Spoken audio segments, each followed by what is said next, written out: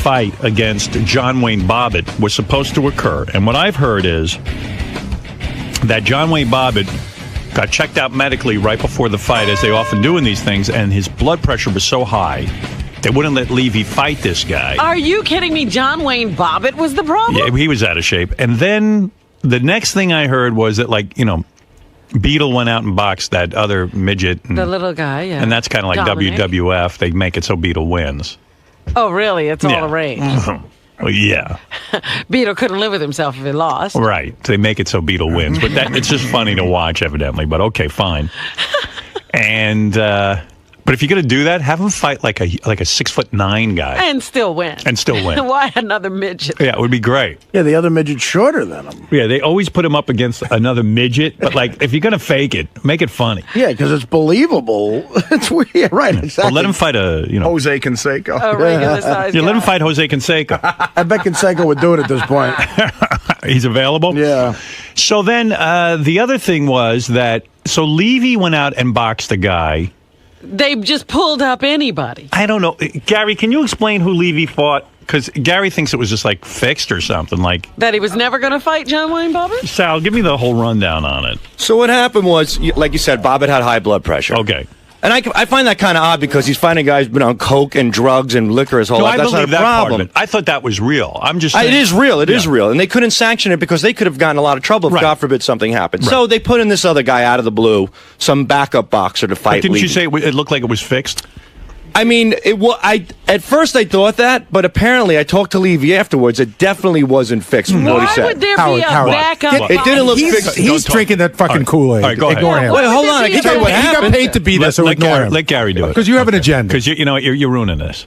You're How? not telling the truth. I am. You're not telling you what you just told me, what we just I talked said about the way out there. the guy wobbled, he wobbled like a cartoon character, and that looked fixed. Right. And then when okay, Gary, why don't you tell the Everybody story? said that the guy fought earlier, and he fought a fight and he lost, but you could see that the guy could clearly fight. Right. Suddenly he got to fighting Levy. He didn't know how to fight. Right. And it looked retarded. Levy hit him, and the guy wobbled all over the place. It looked like a cartoon character. So you're saying Levy scored a knockout? Yeah, well, yeah. There it is. That's it. There's the fight here. Oh, please. This looks like the WWE. I didn't really. Oh, Howard, watch it again. Guys, I missed it. Howard, I agree with Gary. It's awful. First of all, why aren't his hands up? I love that going down to the knee. But So Bob won that fight. I got to tell you, if the fight was fixed, Bob might be the only guy I know in the history of boxing who, in a fixed fight, got a black eye. And he pulled his shoulder out. Right. He was sent to the hospital. So can He was into that. You know, Levy's a friend of mine. I desperately don't. What is he doing? I don't want to get the guy in a position where I'm costing him money by my opinion on shit because maybe he's making money on this. I don't know. I don't think he is. That's the whole point. Yeah. So exactly? What the fuck is he doing? If that was fixed and it looks like it was, what is Bob's agenda? I think what's he Bob involved wants with? to get somehow to a bigger level in show business, and in some convoluted way he feels with all This of is this. giving him a name? It's giving him something to do other than comedy. It's You know, not making giving him. It's not making him any more money, and it's not giving him any more it PR. makes any sense. I'm telling you what's in his head. But it doesn't. Like, in other words, the only PR he gets is coming on the show, which we put him on anyway without the fighting. Well, yeah, but it gives him an agenda that's sort of interesting. that he Let was- me ask you something, though. I don't know. I am of the opinion that he was never fighting John Wayne Bobbitt. I don't believe that. Look, why do they have a backup boxer? Because it was a guy who just fought from another He fought fight. earlier in the day. Yeah. So he had fought someone else already? Yeah, like an hour ago. Oh, my God. Yeah, he was just there. They had to get somebody in the ring with Bob. And they said when he fought an hour earlier, Robin, he did not look like that guy you just saw. No, but I mean, watch the part where he goes towards the ropes. All of a sudden, he does like the monster mash or something. I got one more. I know it's visual, but you just need to see it. You have to watch Beetlejuice and Dominic. They fight. Dominic's kicking the crap out of him. Then suddenly Beetlejuice musters up the energy, and he knocks out Dominic. I gotta see. But again, that's a fix. Yeah. There they go. His beat. Dominic's wailing all over. Dominic's wailing on him. Boom. One punch. That's funny. At least Dominic takes a good dive. Well, when is that going to be on Howard TV, all this? I'm not sure. Is Bobby's fight going to be on too? I hope so. Yeah. We're going to try to put everything on. I'd put it on this second if I could, but tomorrow night. Tomorrow night? That's the greatest. That is the best. Beatles fight's the best. Yeah. I need to see that again. Oh, my A lot of action. goodness. But there's Beat taking a beating. And then Beat just one big powerhouse punch, and down goes Dominic, and the fight is over. What a shot. Everyone's laughing. That's a hard right hand. I don't even think that hard right hand hit him. Somebody told me Levy's in the hospital. He went to the hospital that night because he popped his shoulder out. Levy went to swing at that guy, and he missed, and he popped his shoulder out when he missed.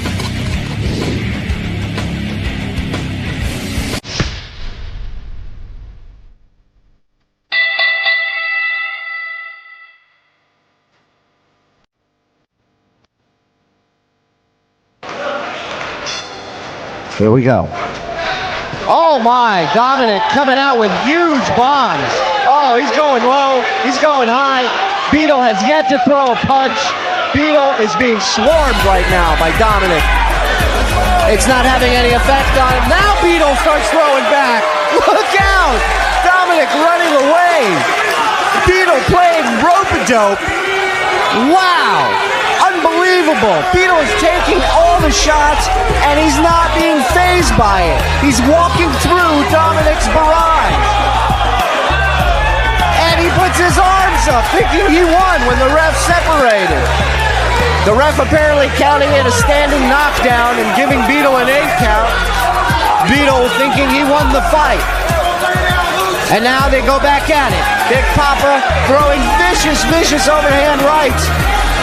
Now Beat winding up, getting ready. Beat's trainer Bobby Rooney yelling for him to punch, and there's the end of round one, and Beetle nails him with a shot at the end of the bell. Wow!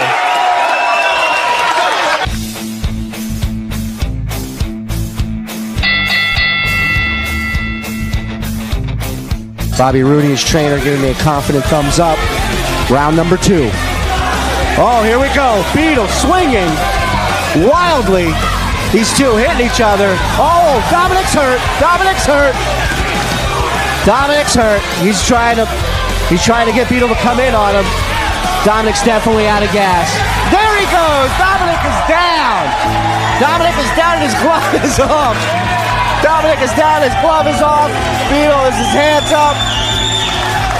Dominic looks wasted, I'll be honest with you. If you've ever seen a drunk guy fighting outside a bar at 3 a.m., this is what it looks like. And that was ruled a knockdown by the referee. Here we go. Boom! Beetle taking a big overhand right again to the back of the head. Not phasing him. Beetle holding, taking all his punches. Took a couple flush, and now Beetle throws back. Dominic down again. Dominic is completely out of energy. Big Poppa looks like he's ready to vomit. Here we go. Poppa with a solid shot. Beetle taking him on as usual. Bam! A huge right by Beetlejuice. And Poppa is down flat on his back. My! His legs are still there. The referee giving him an 8 count. Asking him where he is. All right.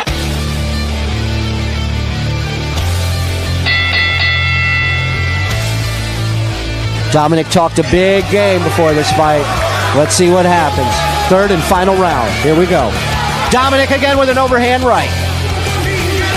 Combos, and Beetle slugs him with a solid right. Dominic hurt. Oh my! Dominic hit Beetlejuice with a hard shot, and he went down. That one definitely hurt Dominic, and not only did he not see it, I didn't see it. Here we go again. Beetle taking a shot. That Beetle can take a punch. Dominic just throwing almost lifeless punches. Wow! Beetle just annihilated him. That's it. Dominic's corner throwing in the towel. Beetle has won the bout.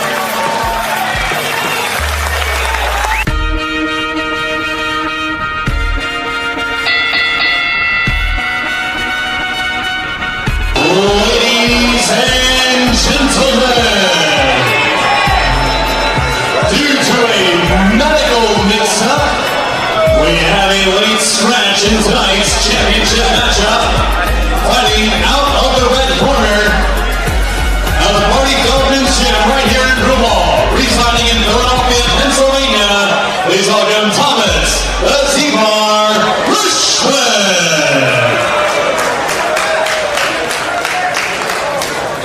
He will be fighting for John Wayne Bobbitt, who we apologize is not able to be up here tonight.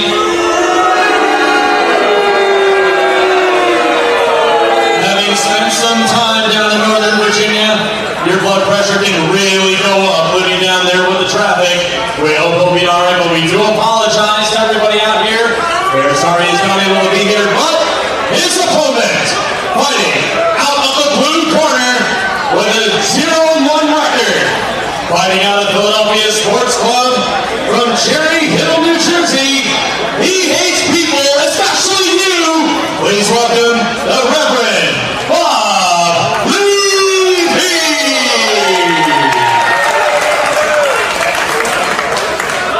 Ladies and gentlemen, before we get the fight started tonight, we'd like to welcome up, as he's made the trip all the way here, please welcome John Wayne Bobbitt.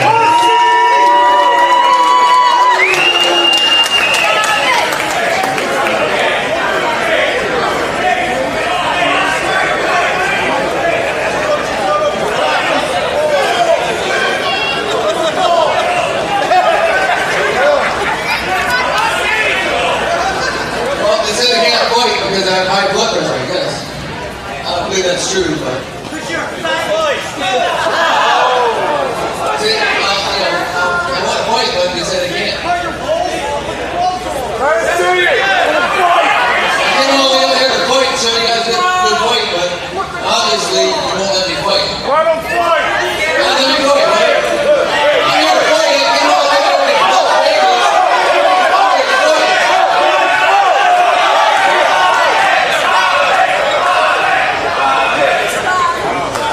The whole problem was, this is the second time or fourth time today we checked his high blood pressure. John's a real nice guy. Unfortunately, this situation, what?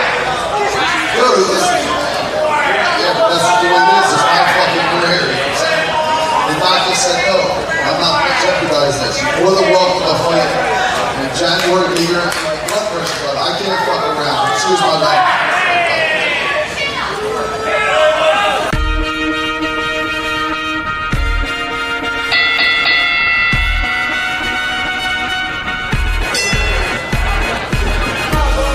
Bob moving around, throwing the jab. Right hand. Oh my, Bob nailed him with a huge right. Oh, and a left.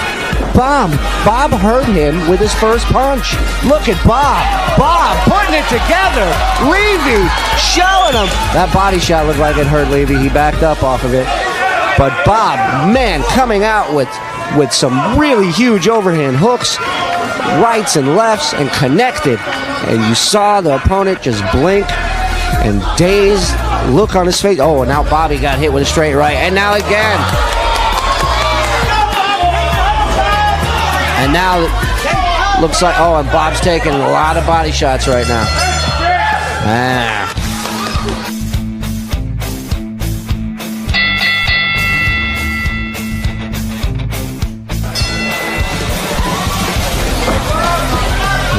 Look out. Big right by Bob Levy. Big right. Bob looking to pick his shots. He's measuring them with that little faint jab. Bob throwing the jab, working off of it, throwing a right. Oh, and a solid shot by Bob. Bob getting caught with a solid shot. Oh, wow. And a big bomb. Look out. His opponent looks hurt. He's dazed, his legs buckled. Bob going to a neutral corner. Leon shouting instructions at him. Bob really connecting with a huge right. He's been talking about it. He's saying how he has a huge right, and he's been connecting with it. Second round is over.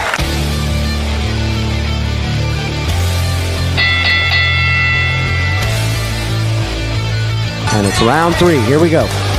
Bob again, taking his time. Throwing a jab. Oh, look at the defense. Look out. And Bob's getting hit with a big right. Oh, he just got hit with another big right. And another one. He looks woozy. Bob looks hurt. Bob looks hurt. He's taking shots. I think they're giving Bob a standing 8 count. The referee considering that a standing knockdown. Bob looks dazed. He looks woozy. He's ready. Leon yelling to Bob to keep your hands up. Bob is measuring his opponent, but he's leaving his arms and his face wide open.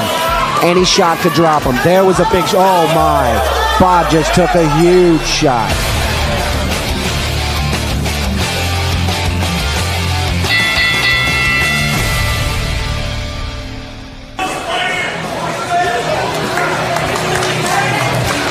Ladies and gentlemen, the winner by unanimous decision, the Reverend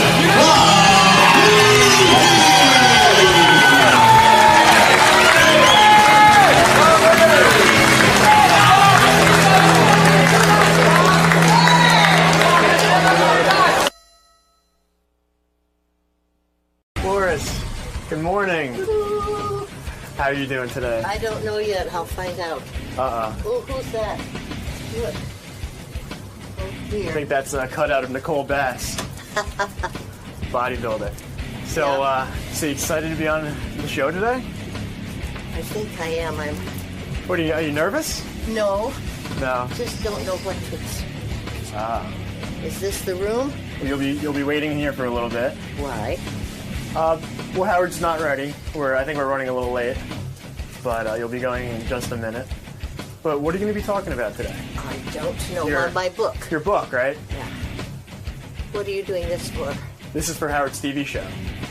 This is? Yes. He has a TV. He has his own channel actually, called Howard TV, and this will be on TV tomorrow night. I thought that was right there. That's Rapping Granny. Cloris Leachman, let me say a few words about her. A very noted actress. She's 84 years old now. I didn't realize. Yeah, she's in pretty good condition. She was on Dancing with the Stars recently. She was on one of my favorite television shows, which was Mary Tyler Moore's show. Then she went on to do the Rhoda show. She was in a number of Mel Brooks movies, including my favorite movie of all time, Young Frankenstein. Yeah. In terms of comedy, it's one of the best. And High Anxiety is a not as well known Mel Brooks I loved movie. High Anxiety. But her and Harvey Korman are so fucking funny. And also, Cloris Leachman won an Academy Award for the movie Last Picture Show, which I'm a big fan of, too. That's an awesome movie. So it's great to meet her. She got a autobiography out. And there she is. Let me see her. Wow, there you are, world famous actress. Cloris Leachman. Look at that. Let me soak that in. You're moving pretty good. You're moving pretty good. She looks good. You know, it's a funny thing with you, Cloris Leachman. You know, most broads who are 84 years old. Show Miss Leachman where she can sit. How are you, my dear? Say hello to her first. Hello. Oh, two. Thank you. Yes, hello. No. She's 82. Oh, 82. Here, sit down, Miss Wow. Leachman. I'm going to be 83 next month, so that's 1 year you got. How you learn to act so good? How'd you learn how to act? Where do you go to school? Well, I was in the actor's studio, but that was later. But I learned things there that were good. Is that where you met Marlon Brando at Actor's Studio? Yeah. I was going to say, were you with Marlon? And he wanted to bang you, huh? Well, I think so. Yes, he did. And you cried because he stared at you funny. That's right. Years later. We got a creep over there, Benji. He stares at these women till he makes them cry. But he don't look like Brando. He's no Brando. I didn't know. I always was a fan of yours, but I didn't know you were so wild. I didn't know you had a wild side to you, like crazy wild. You know what I mean? I think I'm a lot of different people. Last week I figured that out. Were you ever medicated? No. You were never put in a mental institution? None of these people needed medication. Good idea. They never put you on medication. Well, on Dancing with the Stars, right? The first time I went out there, and what's the Italian? Tom Bergeron? The other one. The host? Italian, the woman? The girl? The man. No, the guy. Italian black hair on the right. What the hell? That judge, the gay guy. Yeah, well, all of a sudden. Bruno. All of a sudden, I put my. Now, I didn't decide to do that night. It was. You spread your legs for him. No, I didn't. You didn't? My leg went up there. In spite of me, I didn't have anything to do with it. I made no decision. Right. And there it was, and we were looking at it. I was as surprised as they were. So you put it up on the judge's table? When you were a young woman, you were a beauty queen, right? You were in Miss America pageant. Yeah. And you didn't win the Miss America pageant, Well, I did got you? a $1,000 scholarship. You did. And I took singing lessons 2 years later in New York, and then I played the lead in South Pacific on Broadway for Rodgers and Hammerstein. Were you a virgin when you were in the Miss America pageant? No. You were not. You were already doing men. I wasn't doing them, no. You were not. I'd They stopped. were doing you. No, I think I'd stopped for a while. You never had an affair with a woman? Never. I could Have see you you? maybe getting into it. Did you? No, Have yes. Many affairs with women. How many? With women? Yeah. I mean, I've had my share. Well, how many? 3? 3? 4? I don't know. I mean, No, by the time you were 13, how many? by the time I was 13, I had a girlfriend who I made out with, but I was embarrassed to feel her breasts. So I read a book on on foreplay. What did But it say? Tell me. It said that I should, how to fondle the breast and how to put my finger in her vagina. And it was a marriage manual my father had. And marriage manual. It was called on your wedding night. And I began to read it. But enough about me. Cloris, you could have a seat. Yeah, would you like to sit down, Cloris? She's wandering around. You can't go anywhere. You might as well sit down. Sit down. She's tied up in an umbilical cord. Let me. Shouldn't I be in front of something? Do you? Yeah. We want you to sit down so you can't fall down. A lot of people your age fall down. You know that. I don't want you falling down. Did you say vagina? Vagina. I'm a little behind you, but I'm catching up. Sit down. How's your vagina? Well, as of when? When is the last time you had sex with a man? Was it a long time ago, or are you still active? I'm still active. You're a good-looking I think woman. it's been about 40 years. Is that true? Maybe. Are you serious? Come 40 on. years? I think so. You didn't have. What are you talking You'd have about? been Mary 42. Tyler Moore, Ed Asner wanted you. That wasn't 40 years ago. That was longer. No. Mary Tyler Moore show was It started It's in, 39 years ago. 39 years ago. Who are you? That's Artie. My name's Artie. I met Hi, you darling. before. You worked together. You worked with him. Yeah. When? You probably don't even remember doing the show. There's a show called Norm. I don't remember. I know you. Who was Norm? Norm Macdonald was a It comedian was on from Saturday Night ABC. Live. Probably about 9 years ago on ABC. He had a sitcom. You did the sitcom. Laurie Metcalf was on. And Artie describes you were sitting in the makeup room, and you With whipped- my vagina? and you whipped your breasts out and put them on a table right in front of Artie. I said you should have whipped your penis out and put it on the table. I didn't do that. on He the claims he did. makeup on the tray of like the the makeup trailer. They have like that little Ledge. I didn't ever do that. Okay. Elizabeth Taylor did it once. He claims he saw you do it. Well, no, I was told she did. You didn't say witness it. Never did it. Oh, you never All right, did it. well. All right. Only to nurse children is only time. You breastfed? Everybody. How did you know to do that? Back in the day, they never breastfed. Joanne Woodward and I were the two people who were on television. We changed the whole face of this country. Women started nursing their children again. My mother says to me her greatest disappointment was she didn't breastfeed me. She said women just didn't know about it back then. They Are you knew. older than we were? I'm 55. Yeah, I think you're older. How old are your kids? Well, they're all balding. Yeah. I look very young, just like you. You see most of these altar cockers who run around in their 80s, and they can barely move themselves. You are spry. You're Sprightly? Yeah, no, you're in great shape. Why? And you look good. You didn't do a lot of plastic surgery or anything. Did you get pulled back a little or what? Where? Did you ever have your breasts done or your No. face? Did you have your face done at all? Never. Never. You see? That's why you look good. You look like a human being. Well, I always tried to eat well. Right. Healthily. Yes. What do you eat? Oh, macaroni and cheese. No, you don't. I had it twice in one day in Texas just now. When you grow up a very good-looking woman like yourself, life is easier, isn't it? I was never blessed with a beautiful face. I think you do have a beautiful face. Well, you're older now. You're a little, No, you're a I little less always picky. liked your kind of face. No, you. What kind of face is what that? kind of face is that? It has. Jewy? Yeah. You like that face? I like that face. Yeah. And if you were bald, I would like that too. You would. No, you wouldn't. You have no idea. You should see me with a shower cap on. It's not pretty. Howard was slapped a yarmulke. I was slapped a yarmulke. So, When did you decide to get kind of, raunchy? When did I decide?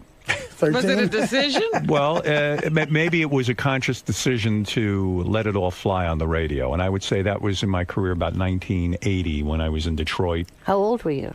I was in my I was early 20s. And I said, I can no longer hold back. If I'm going to be successful at this, I have to let it fly, let it go. Do you and be make honest. as much money now as you did before? What do you mean? Before When I was on what? regular radio? Mm-hmm. I do better here. A little bit better. Not much, but a little bit Did you better. lose any money in these times? You weren't a Bernie Madoff victim, I hope. No. Were you? I hear that I'm in good shape. You hear you're in good shape. Yes. What, do you have somebody who invests your money for Oh, you? yes. And what is it, in the stock market? No. What do you have it in? Oh, I don't know, T-bills? cars and No. insurance. What do you have it in? I don't know. That's you don't why know? I have somebody. You don't pay attention to your No, I finances? don't. Don't you think that's foolish? No, it's like, I like sports, but to get involved with them means I just have to care and follow through and keep up and read and do all that stuff about. Are you a millionaire? You have to be, right? I should be. How many times have you been married in your life? Once. And was he a rich guy? I imagine you married a wealthy man. No, he could. The day we were married, we were at the minister's house afterward for a little, peanut butter sandwiches and cake. Right. And I said, George, I think we should go. People can't leave till we leave. Right. Where are you taking me? He said, where would you like to go? Why? I said, George, I told you 2 weeks ago. He said, I don't have any money. We had to, I don't know. Why would you marry a man without money? You were sought after. You're a Hollywood actor. Be careful. You're going to fall over with that thing. We don't know pull that on any of this stuff is really None of it's put sturdy. together well. You're going to break it. Listen to me. You're not wearing the bra, are you?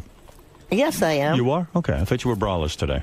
Oh, you liar, pants on fire. And you're a large-chested woman. You have ample bosom. You didn't ever needed breast implants, did you? No. You're a C cup? D, 30. I was a 32D all my life, and then suddenly I became 36D. So, I guess that's. Nobody builds them like you anymore. Everything is fake. My mother has beautiful breasts. Big D cups. And they just don't. Robin's very lucky, but very few women have what you have, do they? Everybody's fake now, right? Well, a lot of people are. And you're a funny man. When you played Nurse Diesel in High Anxiety, you had the big points in your breast. I know. What were they? I don't know. They were hollow. See, my mother's the same age as you, but I'm going to tell you something. You're less uptight. My Your mother's mother's not that uptight. Well, my mother will not shave her bush. I don't know what Cloris does down there. Did you see the vagina, whatever they were? Vagina monologues? Yeah. Sure. I think some woman called hers my down there. My down there. My down there. Grow up. I just called it my pee-pee. You fully shaved? You take all the hair off? Oh, no. You leave it all there? Well, how do you like it? Full bush? Oh, my goodness. This is the funniest place where I am. I'm in the middle of the room, and there's a sofa here, but it just doesn't even have a... She wants to be in front of something, I think, because she's got a skirt on, right? It doesn't have a table or anything in You front don't of need it. a table. Sit down and relax. Well, sit back here by me. Cross your legs. Sit on Artie's lap. Right. You'll sit back here? No. Yeah. No, sit over there. I want to sit with you. No, sit there. Oh, sit here? Sit there. You don't have an option. I'm on a doggy leash plugged into something. Doggy leash. No, that's your headphones. Those are your headphones. Why is she all locked in over there alone, and all you men are out It's here? better she be there. Why? Because we're horny and she gets excited. We keep her locked up. She too doesn't. Cloris, as the producer of the show, I beg you to sit. What would happen if I don't? Nothing, but I would feel more comfortable. Well, I would too, but I'm not facing anybody then. No, you're looking at me. Get one-on-one with me. Come on. Well, Get lost. they're talking. Come on. Sit down. Sit down. They haven't said down there yet, but we'll shut up. Why don't you shave it? Would you like for me to? No, you don't shave your vagina at all? You keep it all natural growth down there? Do you really? Do you? Or do you groom it? You don't. See, that's how my mom is. I don't get you, broads. Old school. Why don't you come out here and be with me? She wants help. She needs help. She feels lost. It's an insane asylum. I just tell you one thing, I wash it. I know She you wash it. does But why wash would you it. be against grooming it or shaving it? Why do women... Because I like it the way it is. Why do women of your generation take such offense to that? Why not look great for your man when you pull off your panties? You don't want to look like Larry from the Three Stooges. Or, You don't want to have a lot of short, stubby hair either. but you're against it. In other words, the concept of that turns you off. No, it doesn't. I like mine the way it is. Okay, so it's full. When you wear a bathing suit, though, does it? Don't the hair stick out of the No, sides? I'm not a black-haired, long thing kind of person. You don't wear a bathing suit with like a skirt around it, do you? Or, no. You know, I hate that. Hey, Cloris, how you doing? Anytime you want to go, just leave. She doesn't know what she's doing. This is the honest. I've never stood in the middle of a studio before. If I sit down, everybody's behind me, like we're going to Come watch on. something. I mean, are Let's you? go over some more memories of the Norm Show. You're high, aren't you?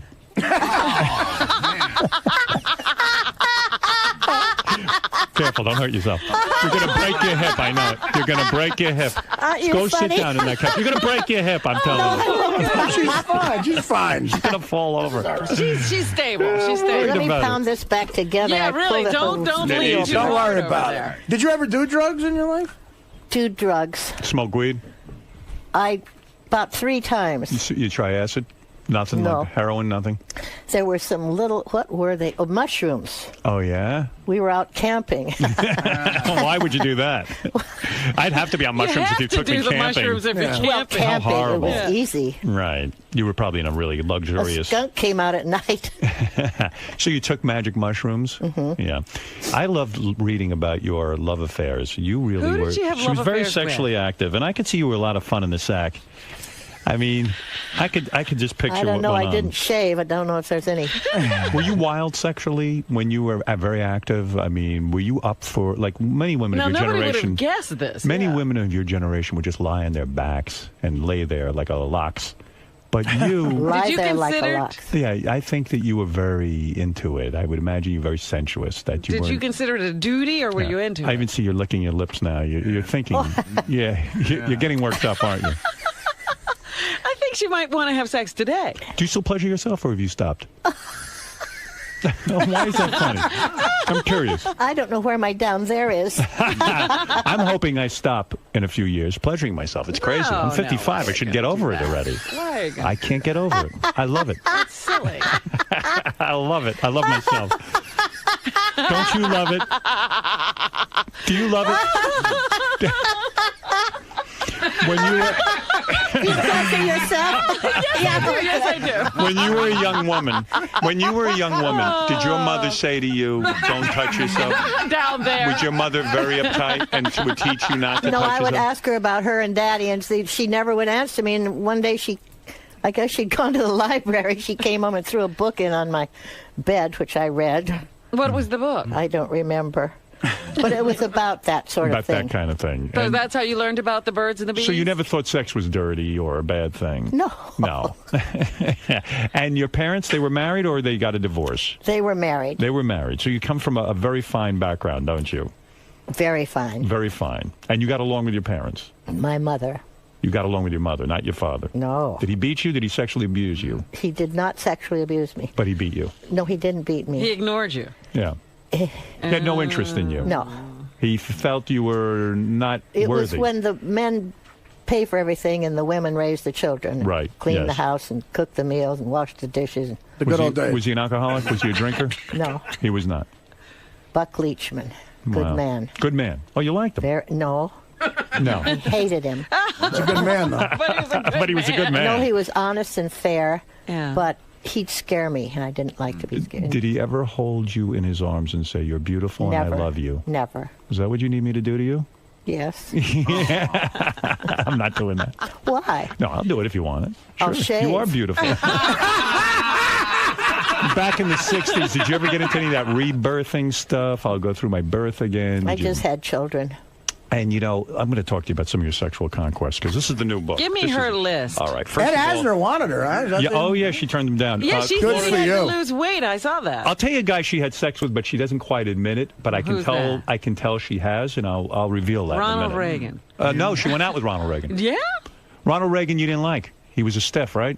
I thought he was really square when I was on KRNT KSO in Des Moines, and he was on WHO, and he was in sports. He was a radio guy. Yeah, we thought he was kind of square. Right. And you didn't give it up to him, huh? You didn't give him sex? No. Did you kiss him on the date? No, we No. never had a date. Oh, no.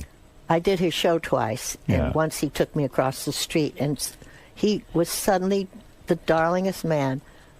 I was just shocked that he was gallant. He was. Are you sorry you didn't take up with him? You could have been the first lady of the I United could. States. He's not my type. Right. He needs a lot of maintenance. He needs care, right? I mean, he was the I kind like of guy. men who are really funny. Aye. A little bit mean. A little bit mean.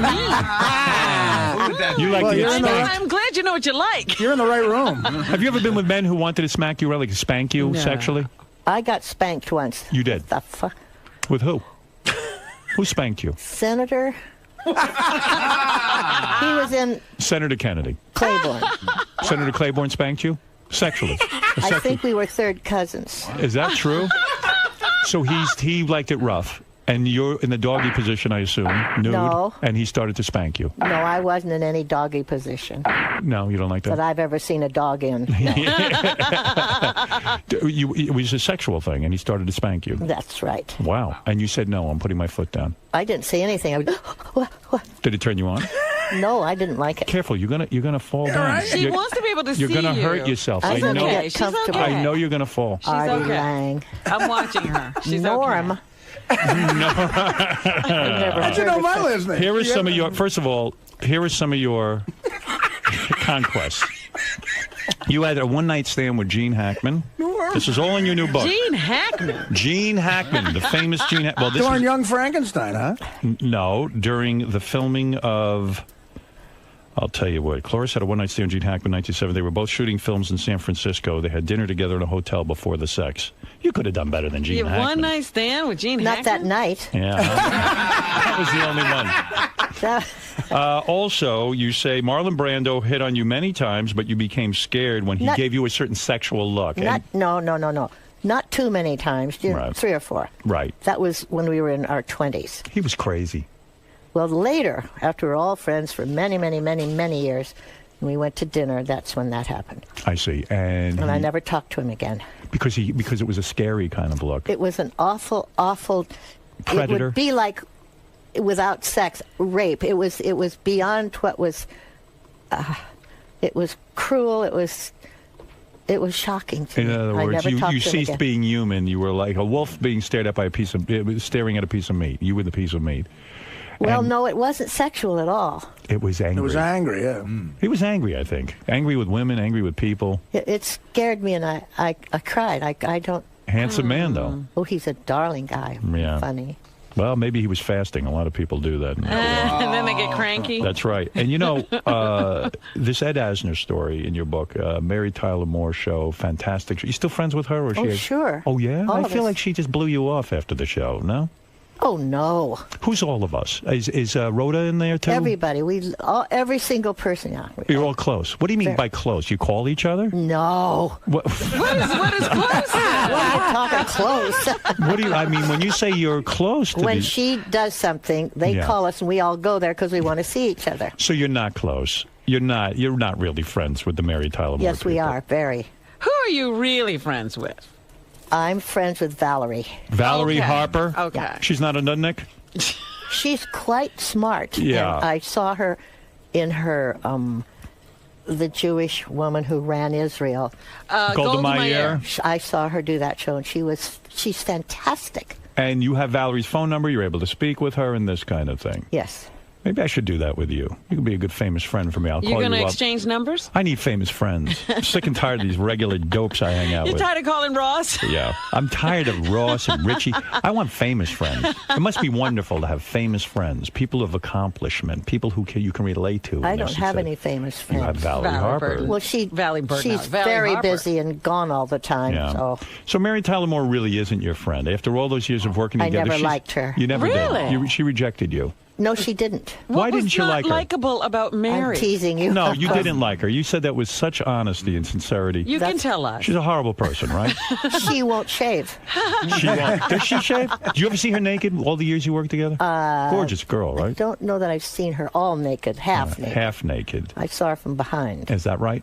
No, is that true? Yeah. Beautiful girl, huh? Tall. Beautiful. In her day, right? Oh. Maron. You know? Now, well, she's whining about this and that, but back in that day, she was terrific. Look out. Yeah, you bet. Let's see. Okay, Mel Brooks hit on you. The famous Mel Brooks, a man you should have given yourself to. Well, I didn't know he was the writer of a little thing I did with Tony Randall. And why not have sex with Mel Brooks? He's a mishkite, right? He's not that handsome. Was Well, that I the like problem? him a lot. He's You a do? good guy. So why didn't you have sex with him? Well, I was going with the man I married, George. Oh, I see. All right. So you turned him down. But what a thrill. Was it great working with him on Young Frankenstein? Oh, my God, yes. And yet you were mad when the play came out, Young Frankenstein, You he wanted wouldn't to put be you in in it? it. I wasn't mad. I was just heartbroken. Yeah, they said you were too old for your own part that you played in the movie. Isn't that true? I think they were worried I might drop dead. Do you worry about dropping dead? I mean, now, what is your attitude toward age? Do you worry about dying? I think it sucks. Longevity. It's horrible, I right? hope you never get to be my age. Really? Well, I will. Why is it terrible? Well, you just aren't the same. You aren't the. You're tired? Just to walk, is not the same as when I used to. Right. It's not the same ease. You have to really watch what you're doing. Yeah, I don't want to trip, and break my hip. And I know. And I even worry about you when you're walking I around. hope you do, because I hang on to things, though. I'd hang on to you. So it's horrible, and also when you're a young woman, every guy is paying attention to you. You're a sex object, this and that. Do you feel invisible? Yeah, I mean, that's a huge change, right? When you get older. I don't feel invisible. You do still get the men saying, things to you and flirting with you? Yeah. You do? Really? I think they're being kind. And what about, let's talk about Senator Ted Kennedy. You mentioned Did he that do something? you had sex with him. No, I And didn't. you're protecting him by not saying it. I never had sex with Swear Ted to God. How far did he get? Well, he drove me around in his car. Oh. So I knew pretty much what was. No bridges around with her. Now somebody's behind me talking. That's that Norm guy.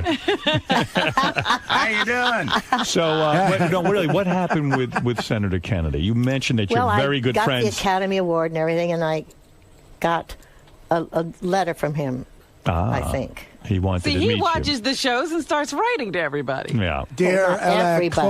I mean, everybody he likes. Dear clitoris, I want you. Are you shaving? Not Stan. He didn't care if anybody shaved. He didn't care. That didn't say parted the hairs. But I was in his house. His wife was there, and I just... Joni. He was trying to get you with his wife in the other room? No, you bitch. Now I know why they have you sequestered. There was nothing sexual between you and the senator? Never. Really? But I saw him try to get a bill through somewhere. Right. So you hung out with him. You've hung out with the rich and famous. You and the powerful. You've had a charmed life. You've had a charmed life. You really have. I Don't have. say you haven't. I don't care. I wanted to write a book about the men I didn't have something to do with, because it's well, you did. like Sam Goldwyn. And hey, by the way, never mind Sam Goldwyn. Your son was married to Sharon Stone. Wrong. Dated her? Wrong. Completely wrong. Completely wrong. Where did you think you knew that from? Cloris's oldest son, George Jr., who also serves as her manager, was married to Sharon Stone. He's my third son, Georgie. Okay. And Georgie and Sharon Stone worked on a movie that my husband was making with the last movie Rock Hudson made in Las Vegas. Yes. And Sharon Stone, my husband hired her to be in there. And the man who was, the associate producer or something, he married her. after that. Oh, why does it say your son married her? Because then my daughter went with him for 3 years. Oh. Your daughter went with the guy who was married to Sharon Stone? Yeah. Okay. So Sharon Stone never had sex with your son? Never. Oh, how unfortunate. Oh, so sad. Beautiful girl. Oh, gorgeous. I mean, your son would have enjoyed her. I mean, what he must be very disappointed he never had her. I would be. So my point is, you've lived this very full life, and now you've written a book about it, and you're excited about it. You sat and wrote this yourself, or you had one of these co-writers? I wrote it myself, but George helped me, my former husband. Your former husband helped you write George it. and you are not together anymore. Well, we adore each other. Mm-hmm. Couldn't put up with you, huh? Couldn't. No. Did he die? He's alive. He's alive? He wrote it with her. And you're divorced? Oh, I didn't know that. Were you a major pain in the ass to live with? What happened? What went wrong? Well, we had 5 children. Right. And we had different ideas about how they should be raised. There you go. And what happened? Then you started... Well, I'm right, of course. Yeah. Did you... What were the differences? What did you believe in, and Well, what as did he he said, you're soft on communism. I mean, really, give me an example. I'm very curious about this, because I think this breaks up a lot of couples. Well, he'd always talk about the family and like the... I can't think it was a wonderful thing. It was almost sacred, the family is. Right. And, gee, I'd get all excited. That's right. And he had just given our second son the guest house out in the backyard? opposite the pool there. Yeah. And it was a beautiful little place. And he said, no, well, let's go out there. And if he's cleaned up his room and is doing his homework, he can stay. And otherwise, no. So I said, okay, I wanted to agree with him. Yeah. So we walked out there, the long way. We walked out there, and he opened the door like a Nazi. I mean, it was just, bam. It wasn't kind. And Brian was sitting in the middle of the room at the table doing his homework, and everything was spick and span. I just went, oh, thank God. And George did a little inspection. I mean, a big inspection, a very quick, big inspection. And he looked under the bed, and there was a little piece of dust there, and he threw Brian out. And that, he was too harsh. He was mean, just like your dad. Who's that? Oh, yours. Oh, mine? No, oh, hers. Cloris's. Oh, She said Cloris's. her My dad father wouldn't even do that. Was sort of. Yeah. Well, that's the stern. kind of thing. I mean, he went. You really see a different side to a person when you have children with them, right? It becomes, wow, gee, I didn't expect you to be like that. And I didn't know but that. he was also darling and funny and original and right. But you couldn't unpredictable.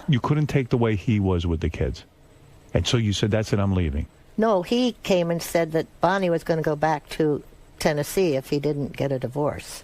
Who's Bonnie? Well, does it matter? So he was cheating on you? Well, we couldn't have Bonnie going back to Tennessee, so of course I said, you get a divorce. Was the sex good with him at least? It was good. And you miss it? Oh, well, I mean, sure, she's had somebody since then. Do you still have sexual feelings? Or is that like gone? You don't think about it? I think about it. You do? Yeah. But you won't touch yourself? No. You do still or you don't? No. Not down there. You don't touch it? Am I down there? Are you embarrassed to admit it? No. You just don't even think about it? Not much. It's strictly for peeing and that's it. You will not touch. Well, I look at it sometimes. All right. Listen. I am very excited. Can't see it, though. I am very excited about you being here. Are you really, or are you just saying? No, we I'm were telling the truth. huge fans of the Mary Tyler That's Moore right. Show. We spent a lot of weekends with you. When you win an Academy Award, is it worth it? I mean, is it a big deal? Do you keep the Academy Award? Does it up your price in Hollywood? I didn't work for a year after I... Isn't that amazing? Yeah. It's crazy. You've worked with all the biggies, Meryl Streep, right? All of them. Are you better than all of them? No, I think she's better than I She's am. pretty great. Excellent. You're good, though, But man. You're real nobody good. but her. The rest of them are pikers, right? Like you work with Meg Ryan. She's not that good, right? Not great. Yeah. She's cute, She's darling. cute, but she's not a great actress. Well, she could be. It depends on what your part is. And Right. But there's very few greats. Judi Dench is great. But there are very few better than you. Be honest. You can be honest. Brag a little. There are very few better than you. Say it one more time. There are very few better than you, All right? together now. Very few better than you. You're very versatile. What about Madeline Kahn? Was she funny? Oh, Yes, Madeline, very yeah. funny, and we loved her very much. But she wasn't better than you. Well, she's different. Different. Okay. That's true. When you did Dancing with the Stars, you like doing that? Sure. That broad who's on there, what's her name? The one who interviews people, Samantha Harris. She didn't like you, did she? She loved me. She did? Are you talking about the judge? Oh, the judge didn't like you. That She liked me, Carrie Ann but and Alba? Carrie Ann and Alba. no, she liked me, but she was upset because somebody got voted off and I was still on. I was afraid you were going to drop dead on that show. That was very strenuous for Why you. were you? Because I'm worried. At your age, you slow down a little bit. Take it easy. Well, I you said did. I only yourself. did it about an hour and a half a day, not 6 hours the way others did. Where do you live now? L.A.? Mm-hmm. Still? Brentwood. Nice house? I live in a condominium. I sold my house in Mandeville Canyon. In a condo. Not one of those old people condos, huh? Oh, it's wonderful because You take meals together? You on the meal plan? I live. There's a building in front of my building, so I'm in the back of that building, and it opens onto the Veterans Administration, and there are just thousands of eucalyptus trees. It's a sanctuary back there. Oh, very nice. You can't hear one sound of human life back there. It's so That's beautiful. All right, so you're doing well. okay. You're happy. I have everything I could possibly want. I'm so happy for you. Listen, let me just remind people that Cloris not only wrote a book, but she will be signing copies of her book tomorrow night at 7 o'clock. Where? At the Bookends in Ridgewood, New Jersey. So if I go there, I can meet you, and you will sign my book. And you'll do it graciously. And I'm left-handed, so it's not that easy. And if there's a lot of people there, you're going to sign every book, or you're going to walk out like a big star and leave people hanging? I won't leave anybody hanging. You're saying you will sign every book? Every book. It's very gracious of you. Thursday night at 7:30, the Cloris Leachman book signing tour continues at the Barnes & Noble at Lincoln Center in Manhattan. Nice. That's a nice And facility. you will be out there, and what are you going to wear? Hot pants? What are you going to I brought a lot of clothes, but I don't know what I'm going to wear. Go braless. Give the male fan something. Give them a treat. I'm going to wear a bra. That'll give them a treat. All right. I was at the Lincoln Center many years ago, and what? The conductor of Piano? the symphony? Leonard The Bernstein. orchestra. Leonard Bernstein. Leonard Thank Bernstein. you, dear man. Oh, no Wow. problem. That's okay. Leonard It's, Bernstein. We were on Norm memory's together. going. We were, Forget yeah. about that. Norm. She don't remember Norm. She remember Leonard Bernstein. Who played? Who played Norm? A guy named Norm, a comedian named Norm Macdonald. And what did Cloris play? I forget. She Probably played Norm's mother or something. No, she came on as she was somebody's aunt, I think. You might have been Laurie's mother. Laurie Metcalf? Yeah. Those sitcoms, good money, right? And easy. You easily memorize these scripts. I don't know how you do it. She was great, I remember. Yeah, on the what show. newer Sure. lines Oh, came in yeah. prepared? You don't Funny as learn hell. the whole script. You learn 2 or 3 pages, and you do that scene. Oh. Then you learn another to do that. Well, I couldn't even do that. I don't remember anything. I could barely remember anything. You remember a lot of dirty words. No, honey, you bring them out in me. So does everybody. Yeah, I just can't believe you don't shave. You really ought to groom down there. Why? Because it's nice. It's attractive. Take it down a notch. You never know when a guy's going to enter your life. Even Robin takes it down a notch. Even I take it down a notch. Do you shave? Sure, I take a little of it down. I don't, because the hairs are longer than my penis. Well, mine isn't. Oh, all right. Well, there you You go. must have a teeny tiny penis. Next time you come in here, I do. Next time you come in here, I'm going to shave you. Nice. That'll be our thing. We'll do that. Bob Hope ever try to bang you? No. You know something that just knocks me out. I got the Academy Award, and I went to New York Right. to the Plaza Hotel, which I've always loved. And I walked in the big eating room, the dining room there, the The What restaurant. was the restaurant called? well, I got The Oak Room. no, No, the that's other at the one Waldorf. on Fifth Avenue and 58th. The beautiful room. You're dealing with a lot of lowlives. We don't Yeah, know. we don't get know it. anything. Anyway, we don't get to go somebody to the said, plaza. "That's Cloris Leachman." Right. It was Jack Benny. Can you imagine? We wow. used to listen to him out in the country in Des Moines. Imagine my father, Yes. And you never had sex with him? I a couple of times. A couple of times with Jack Benny. Guy was a charmer. What happened with listen. Leonard Bernstein, though? Oh, yeah, Leonard Bernstein. We all went somewhere one night, And he and I were the first in the restaurant, and a big round oak table. I said, "Oh, play something for me." And on the oak table, he played a Beethoven something or other. Isn't that thrilling? What was his deal? He was a switch hitter? He went to guys and girls, right? I think so. Yeah, who knows? You have to write a book about that. Cloris Leachman's book, Cloris, which is a good name for the book. It's much better than Cloris Leachman. Yeah. Cloris will be signing... Why did you never change your name for show business purposes? Well, a lot of stories, different ones, including Tallulah Bankhead was going to change my name to April Claiborne. Claiborne's a family name. Right. And I was going to be Jane Claiborne, or originally different. Then I went on for somebody, and the stage manager went out and said, tonight the leading woman will be played by Cloris Leachman. No, excuse me. And he ran up and said, "What's your name?" At that point, I was Amy Wallace. That's my middle name, Wallace. I said, "Cloris Leachman." He ran up and said, "Cloris Leachman." I go, "Oh." Everybody was so upset. Yeah. Well, it's good you kept your real name. It gives you character. Well, I opened finally, at the Actors Studio. Somebody said, "Cloris, you have to change your name." So I said, "Oh, all right." And I got out the New York phone book and got to the L section and stuck my finger in the L section, closed my eyes. When I opened it, it said, "Leave it." Wow. Is that true? Yeah. And that's the last time I ever decided to change my probably name. 11. Yeah, I once tried to. I was going to change my name for radio. It doesn't work out. I couldn't remember the name. Right. I was going to change my name to Miles August. And they mean, look, yeah, Miles August. You look like a Miles August. Yeah, right. And I was like, yeah, this is Miles August with you. And meanwhile, I couldn't seriously call myself Miles. Yeah, I mean, what come kind on. of guy would Miles be now? Yeah. Jack Warden and somebody else on Route 66. Oh, no, it was something at Warner Brothers. Whatever you call it. You know, when I went to anyway, the phone... they you know, called when Lily Carmichael. They decided to call me Lily Carmichael. Lily Carmichael. You're not a Lily Carmichael. Well, I'm close. Yeah, well, when I opened the phone book, they said, listen, keep your name the same and cover your face. And that was the end of it. Listen you have to a me. Great face. You're just warning. No. Cloris will be signing copies of her book tomorrow night at 7 o'clock at the Bookends in Ridgewood, New Jersey. And Thursday night at 7:30 at the Barnes & Noble at Lincoln Center in Manhattan. So you are very busy. I think the book will be a big hit. Everyone should read it. This Did is a you woman. read it? Of course not. I just got a copy of it yesterday. How would I read it? You didn't read it. I will read it. I just got a copy. Oh. I mean, I mean, how could I have read it?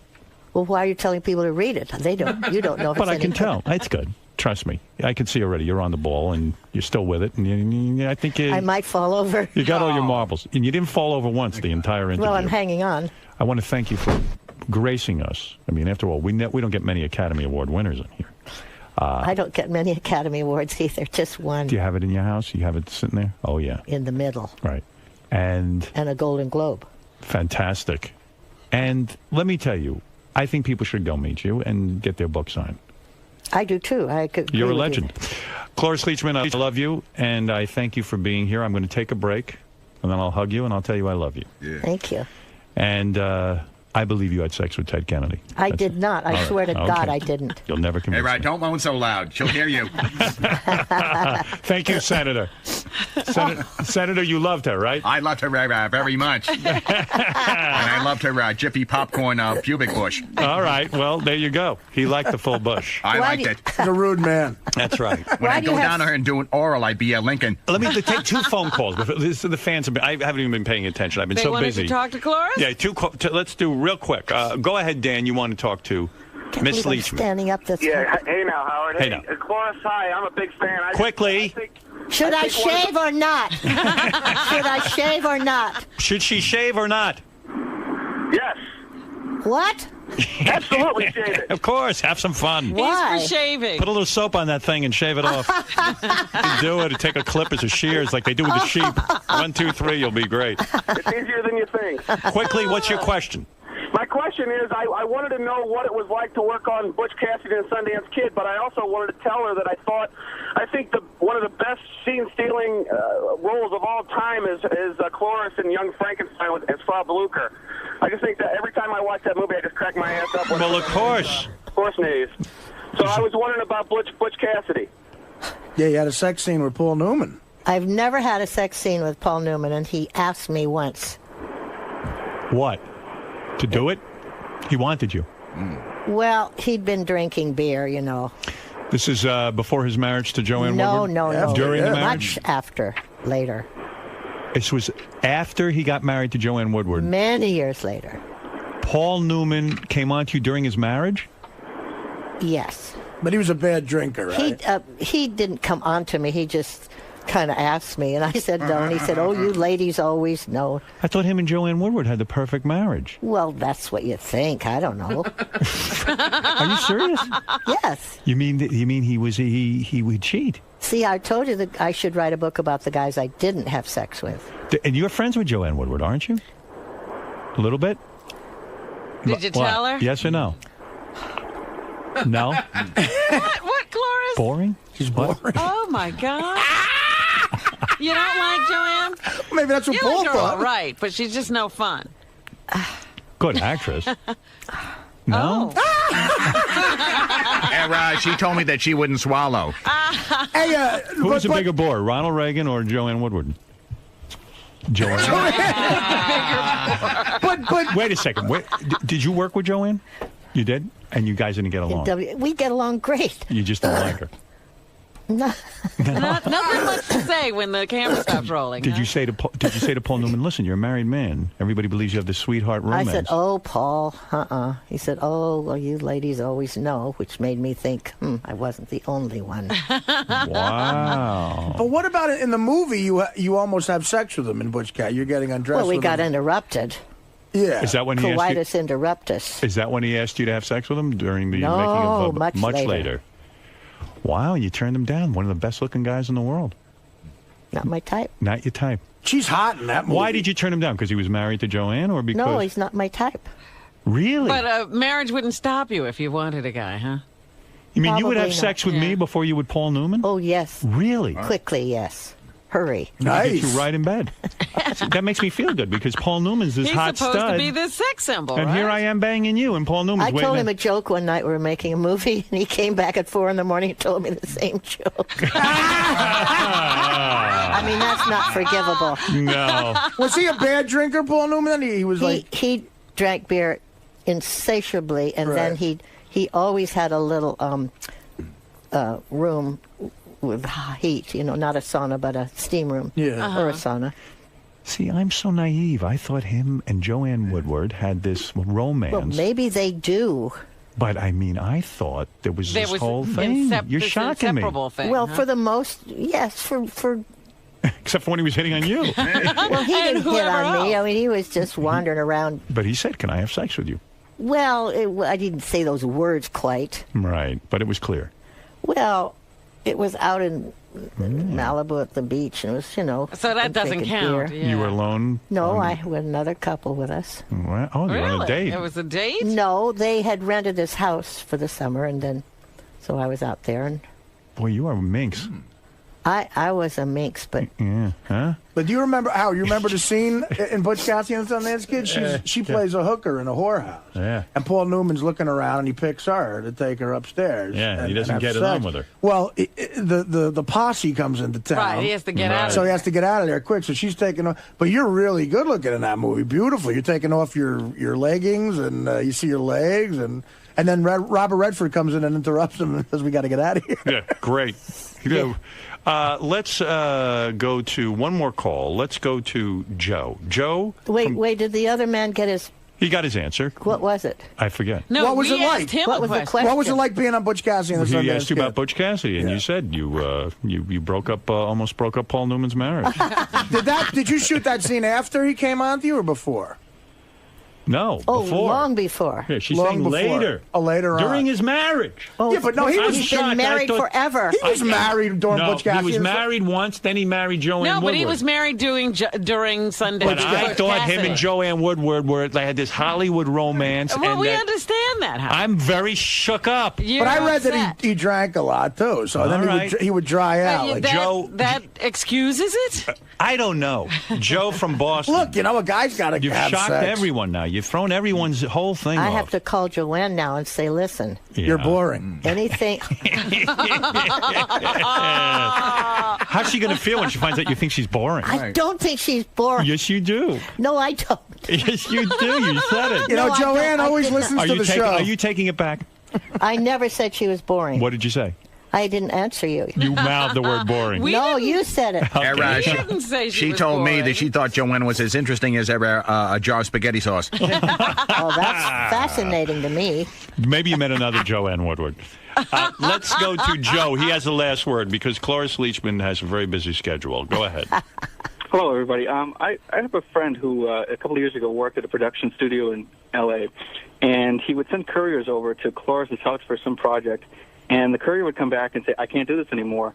And they're like, why? And the courier says, well, Cloris Leachman answers the door naked. Is that right? Do you ever answer your door naked? No. No. Why That's would like- they spread these lies about you? Were you I'm not topless? making this up. Just wanted to make sure if it was true or not. No, some guy was claiming that when they would deliver scripts to your house, you would always be nude when you answered the door.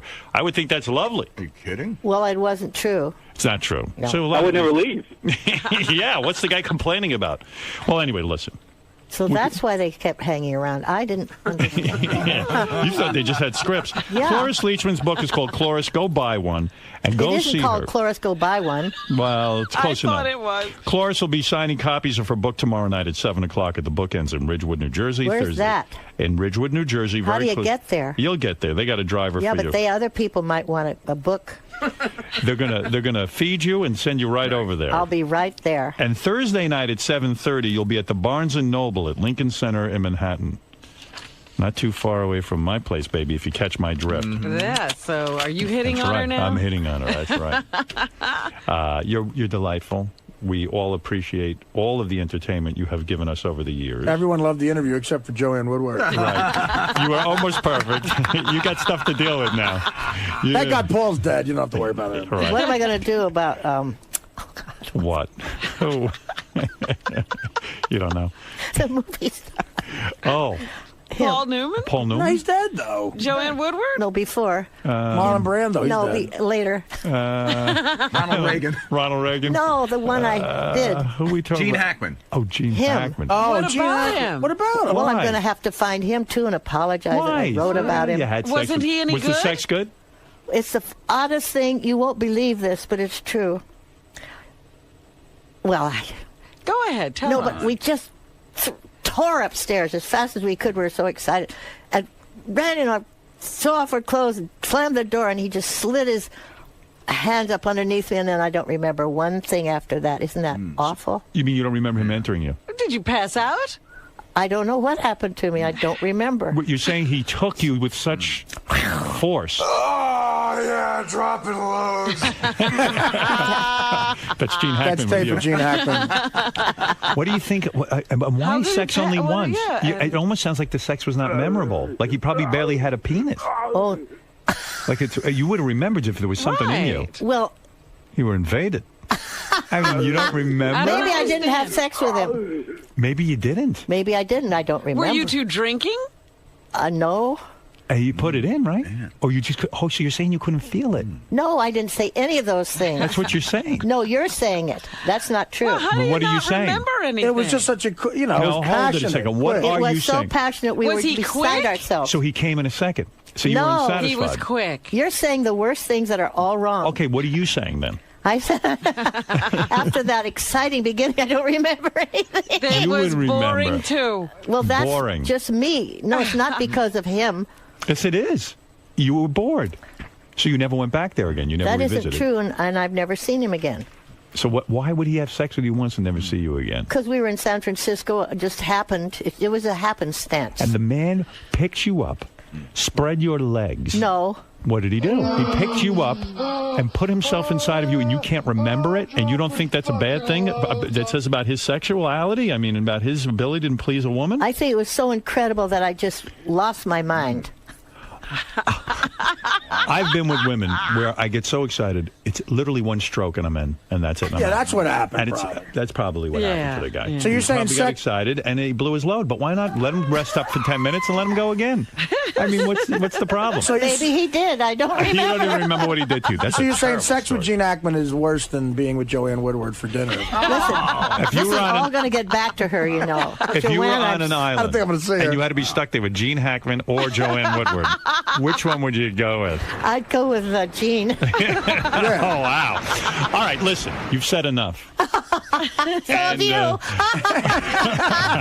Time to end this love fest. We're going to let you sit Cloris down. Leachman, thank you very much. I'm glad you never changed your name. I like the Leachman name. And we are going to take a break. And congratulations on your book. And everyone go get your book signed. Thank you. Pleasure to meet you. I'm trying very hard. Well, listen. You came in here, you said it all. I like it. It's an honor to meet you. Thank you so much for coming in. Why do you have to stay in that all by yourself? Because it's dangerous out here, as you discovered. She might start talking about Joey. That's right, I might Want to take a start picture talking. together? You and Howard? No, come on. What, we have to come in 6'5", yeah. We're going to just stand up nice. You go 1, 2, 3. One more quick one. 2, 3. Not bad, right? Holy. We didn't hear any of that. Cloris, Don't fall. What? how'd it go? Oh, I'm in trouble. Why? You said too much? Yeah. Oh God, yes. Uh-oh. Oh, There's a lot of sex talk in there. Well, worse than that. What was the worst? Talked about Joanne Woodward. You're in trouble with her? Oh dear. Uh-oh. You had a good time though, right?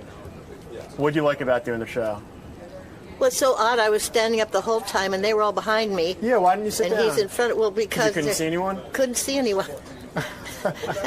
And the woman is in the booth. Yeah, Robin's in her own room. Robin's in her own room.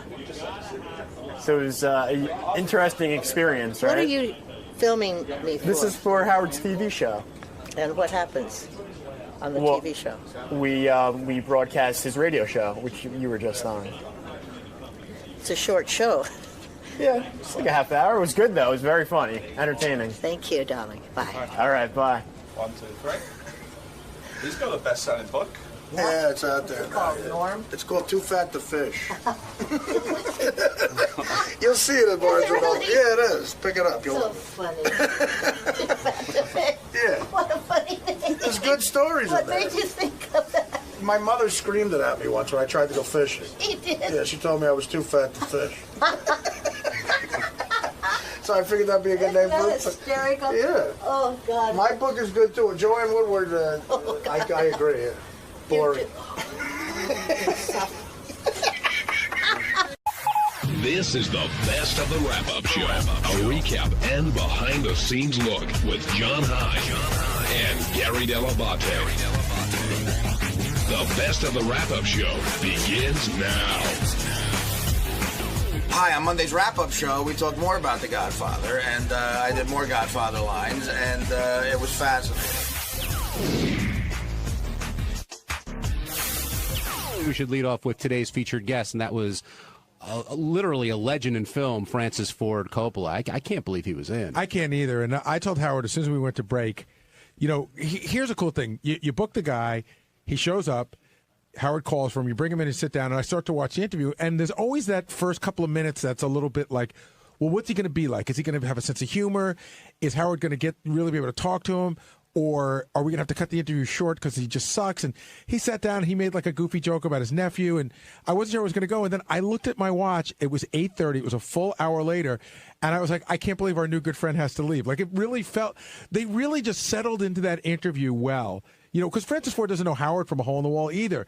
And they just settled in, and by 20 to 8, it was kicking ass. And I really was, as a fan of The Godfather and a fan of Francis Ford Coppola, I thought it was an amazing interview. Yeah, Artie, I don't know if it's a dream come true or not, but being able to do that, him picking the scene for you to do. Well, listen, when he came in, I had a scene prepared in my head, you know, in case Howard went to me. You know, which scene? The scene I started to do, I do it sometimes on the show, and Talia goes, but I must have strict assurance from Corleone. As time goes by and his position becomes stronger, how do I know he won't attempt any individual vendetta? I had that whole scene prepared, but then was it Howard's idea to pick a scene? That was Howard's idea. Howard said, Francis, would you please pick a scene? Pick a scene. So then I was shitting my pants a little bit because, you know, that scene he asked me to do, I know by heart, of course, and I did it well. But if you notice in the middle of it, he laughs because I missed the most important part that I went back to. Right, but the other thing that visually that was interesting to watch, I don't even know if you could see, he sat there listening to you with his arms folded, and then he probably thought, oh, I got to sit through one of these things again. And then as you got it to your rhythm and you got everything correct, he started to nod, and then you nodded again, and then he had a big smile. Yeah, well, I think, he sees people appreciate his work, and everyone appreciates that movie. But that's what it's like auditioning.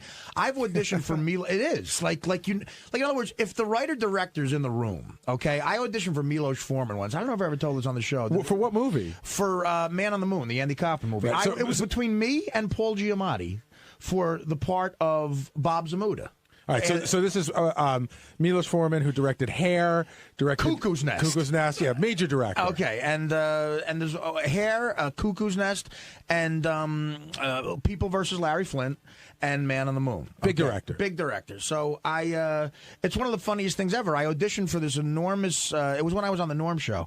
I auditioned for this insanely important casting director, Francine Maisler, for Columbia, out in L.A., and I did well, and I got a call back from my agent and she said, Francine's going to have you meet Milos. So, but you got to go to New York. So on a week off, I go to New York, and he lived in a beautiful part of New York with a view of the park. That's all I'll say. And I had my buddy who knows how to use a computer look up some info, because sometimes he had helped write the script, and sometimes they like to bullshit with you, have small talk first to get to know you. So I wanted to know a little bit about him. And it's an amazing story. At 10 years old, his parents were killed in Auschwitz. He escaped somehow, gets to America, had nothing, and now I'm going to see him. He's got 2 Oscars and looking at Central Park. It's just like an amazing American story. So Bob's, you know who Bob Zamuda was? Andy Kaufman did a character named Tony Clifton. That was his alter ego.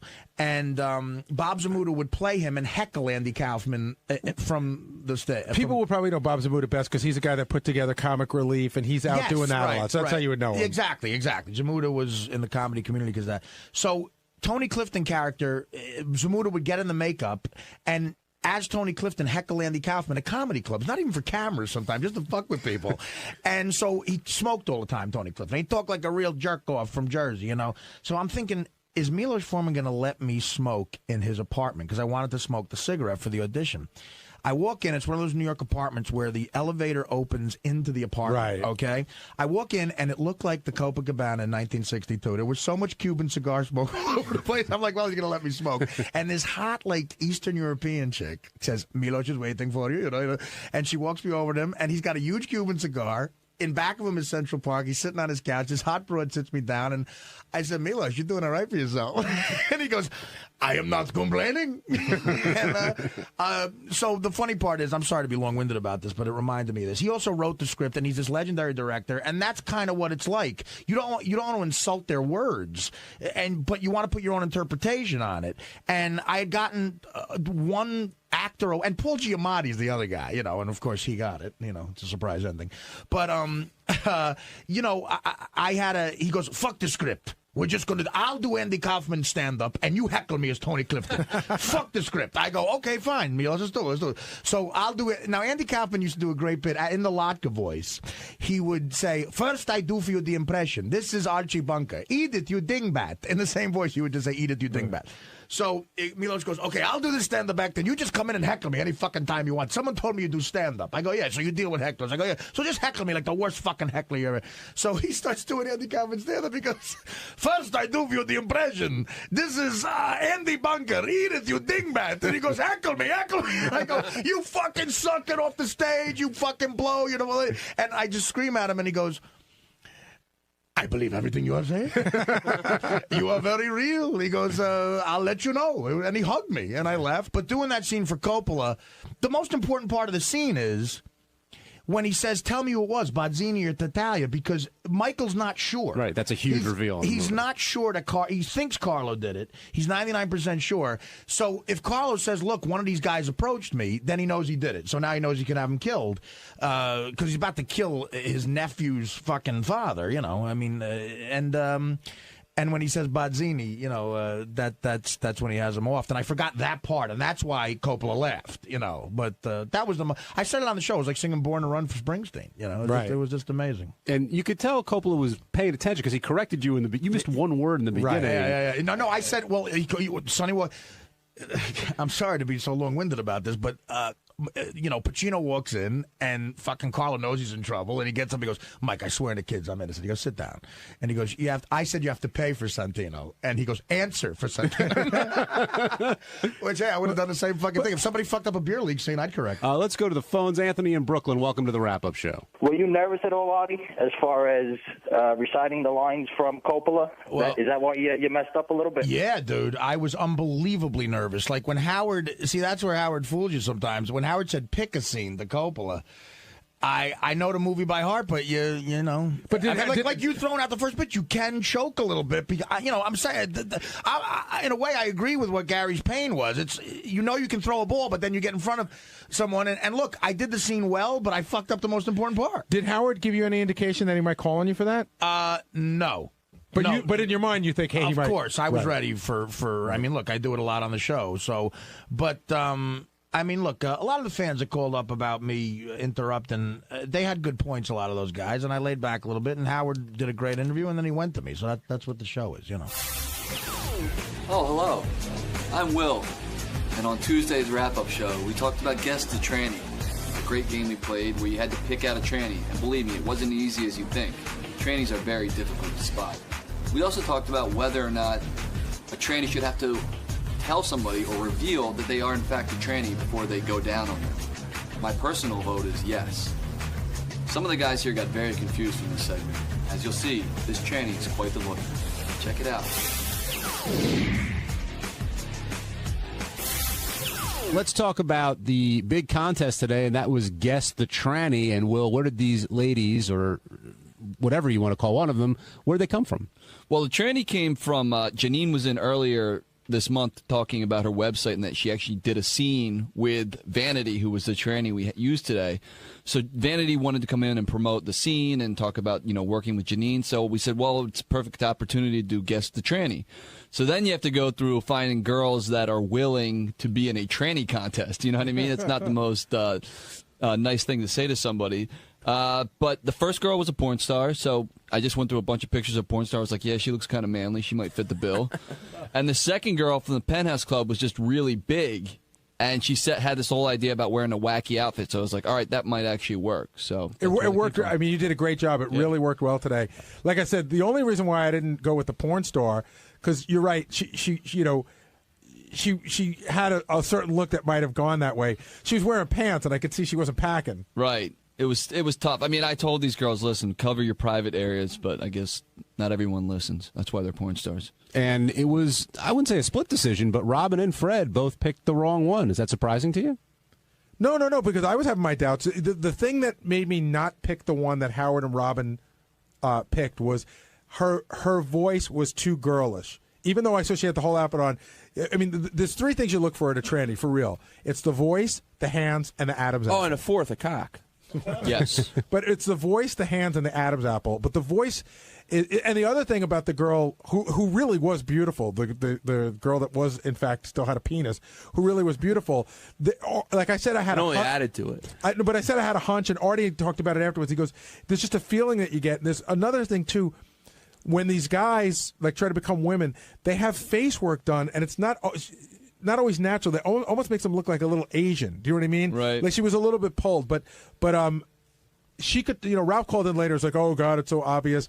Listen, you're in a bar. It's dark. You've had a lot of alcohol. She looks like a chick. I don't know. I don't know. Like I agree with Howard. Like they're under scrutiny. There's only 3, so it's a different environment than being in a bar. But as soon as you just knew it. You just felt that was a dude. I knew it's so hard to say that. No, though. I was still good. I mean, there was still I wouldn't have been shocked if if like someone else did. But if I had I would have bet all my money that was the guy, and I did. I mean, that's who I said. Now, I forgot what I was going to ask. Like, I think you can make a mistake if you bring in 1,000 people and you say some of these are girls, some of these are guys. You'll pull out some of the girls, but all the guys you'll get right. Now, Vanity was the tranny, or is the tranny, but Vanity talked about the right time to reveal that she's a tranny, and that set off a bunch of issues. I mean, you wait for the first date to see how it goes before, oh, by the way. Well, she talked about when she was younger, in her younger days, she might have taken a couple of dudes home and blown them without telling them what was going on. She realizes that was wrong. And so I said, like, hey, let's say I met you at the bar last night. and we're hitting it off, and I get your number. Like, at what point do you tell me that you're a dude? And she goes, oh, right away. And I thought right away, like, I would think if I call her to go out on a date, she should probably say, listen, there's something that you need to know. But she felt the right time was the first date itself. And I think that's also, you know, she said some things on the air today as if they were, you know, common practice, and I just don't believe. Such as? That lots of straight guys, when they find out who she is, they don't care. I just don't believe that. I think a straight guy is a straight guy, and he's going to go, you know, I'm sorry, you have a penis, I'm going to leave now. But she made it, I think her feeling is to get you to the first date and tell you right away, and then you can make the choice. But I think that that's not even fair. And a lot of people have revelations on the first date, but it's like when I was 9, I was arrested for shoplifting. Or, you know. Yeah, what do you think about the timing of all that, Will? I don't know. I mean, obviously it's a difficult thing to bring up. Yeah, you got to let them know right away, I would assume. But even that's an awkward conversation to have someone you don't really know that well either, you know? I mean, you don't want to tell everything to somebody. Well, this is the kind of thing that you have to tell. You do, but I don't know. I guess her feeling is if you get to know her a little bit, and you'll be maybe you're convinced. into it. Well, maybe you're into her a little more. She'll be so funny. She'll be so charming. Here's a question. You have herpes, right? It's just for argument's sake, Right. you have herpes. That's a good example. Now, I can understand going through the first date, but I would think that minimally 3 dates is the minimum before you have to bring that in. Don't you agree? Like, in other words, you can't, like, some people go, well, I wait till it's time to have sex. I think that's already too late. Don't you? Yeah, exactly. But I also think it's one of those things you wouldn't bring up the moment you meet somebody. Right, but this is a lot different. Well, I might still have sex with a girl who has herpes. I'm not having sex with a man. What if it was full-blown AIDS? You got to tell them right off the bat? Or... Again, I think that something like that, which is a life-changing thing, whether it's herpes or full-blown AIDS, it's something that you got to tell somebody within the first... By the end of the first night. I always feel so bad for people that, what's it called when you have like a colostomy. bag? Yeah, Colostomy colostomy bag. Like, it's hard enough, you know, meeting someone you like, but like, how do you bring that up? Wasn't there like a dating site for people that have colostomy? Oh, there was. Yeah, there was. Yeah. Benji, what's because I know that you have no problem leaving in the middle of a first date. What is something that has sent you away? I don't like you. when they said that. No. But I mean, has someone ever told you something about them that you were surprised to hear that was such a big revelation that it made you sort of I can't think of anything, but I was actually wondering the opposite. Like, if you, because I think I'm a real nice guy. I'm a gentleman. But if a guy or a chick tells me she has a cock in the middle of dinner, I don't think we're going to have the rest of the dinner unless it's like so interesting as a goof. I want to like tape record it for the show or something. Like, what do you continue with the date? If you have like plans, let's say you're taking her to the theater, first dinner, then theater. So in other words, I've got tickets for Jersey guys, have a meal, Jersey boys, yeah, that's see a show. I mean, I don't know how. It's a terrible thing to say, but I'm supposed to sit through the theater and pretend that this is. Why is it a terrible thing to say? Because it's mean, but they should have told you in the first place. I don't like that you have a cock. Now, I know a lot of listeners are probably thinking, come on, guys, it's so obvious, but it was not obvious. It was anything but obvious when you see this tranny. I mean, the pictures up are on howardstern.com, and I know it'll be on Howard TV tomorrow, but it's not such an easy thing. And I know some guys have been caught in strange positions, whether it's a club, you're a little drunk, and you find out. What are you saying, John? I'm just saying, I know, I've heard stories. We were talking about it during the break today. DePace's first time ever on the air with us, which I didn't realize because I brought up this thing. There's a really well-known restaurant in Manhattan. I don't know if they're still there. Yeah. It's called Lucky Chang's, and what they're known for is they get the hottest transvestites that there are. They really look like women. So I guess the first year that E did their Christmas party, they did it there, and everybody except DePace knew that they were dudes. So I guess this chick was sitting on his lap, and he was kissing her on the cheek, and what was so great about it was the next day, DePace, you know, they broke it to him. They were all still drunk for the party. They stayed up till like 3 a.m. I think they all stayed in the city. They were all still drunk, and DePace goes, "I'm telling you right now, I don't give a shit what you say. That was not a dude." Well, you can't fool DePace. Well, I talked about it on there. It almost happened to me once. Like, and that's why I'm so paranoid about it now. This was like about 12 years ago before I worked on the show. It was when phone lines used to be big to hook up with chicks and everything. And this was late at night, and I didn't have my contacts in. I don't know if that made a difference. And she was saying like she had a real dark room, and that she lived with her parents. We had to be really quiet. And I got in there and we start talking. We're sitting on her bed, and then all of a sudden I realized, oh my fucking God, this is a guy. How did you realize it? It just all of a sudden it hit me. We hadn't kissed. We hadn't done anything. Was it a guy dressed as a chick, or was it just a guy? No. It was a guy. It was a trans. It was Right. some sort of transsexual or something like that. And they didn't feel it was the right time to let you know. It was so I was so freaked out because she was like the setup before I came over was like, well, you can't leave till like 9 o'clock because that's like my parents are leaving and everything. And she didn't want to know her parents know that she'd snuck someone in her room, and she was of age and everything. She was like in her 20s or something like that. Teenage tranny. But she had all this like the only thing worse than a pedophile than a tranny fucker is a pedophile. But tranny fucker. she had all this satanic stuff like He looked hanging like in her a girl room because he was 13. She had like skulls and like like bats hanging, and I was so freaked out. So I thought of like listen, I have to tell you like I have a girlfriend. And, you know, I was going to cheat. I can't do that. And I started crying about it. You didn't mention the skulls and the bats? Or... No. I just, I was like, I can't do this. And I started crying. And she was like, well, you can't leave. But she was like cuddling me. Oh, that's so sweet. That's the sweetest thing I've ever heard. Wow. Hey, what's up? It's Jason, and on Wednesday's Rap Life show, Scott the Pace, everyone's giving him a hard time for saying that he hits his dog, and knees the dog in the chest, and does God knows else to that poor creature in his house. And I don't know why he can't be more like me with my little dog Teddy at home that I just love, and I just put my little nose up against his belly and I go, oh, Teddy, oh, you're such a good boy, you're such a good little man, good little man. I don't think Scott has it in him, so fuck him, he's an asshole. Now, excuse me, I had some business to take care of. Get the fuck out of here.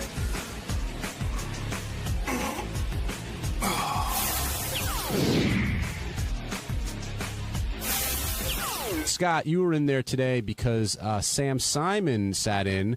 Actually, Sam was on for practically the whole show, but one of the things that came up was the way you discipline your dog. And before you say anything, Gary, did you expect Sam to confront Scott in some manner today? I mean, other than likening him to Hitler, he really didn't, get in his face too much. Yeah, but that's not Sam's thing. Sam sort of voiced his opinion. He said, Scott goes, I could do anything I want. And Sam's like, no, you can't do anything you want with a dog. I think there are people who think they could do anything they want with an animal. But who is Sam to tell me how to raise my dog?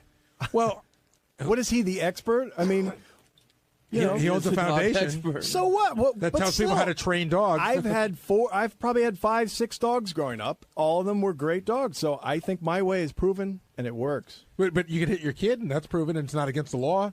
I can't tell you not to hit your kid, but I think it's wrong.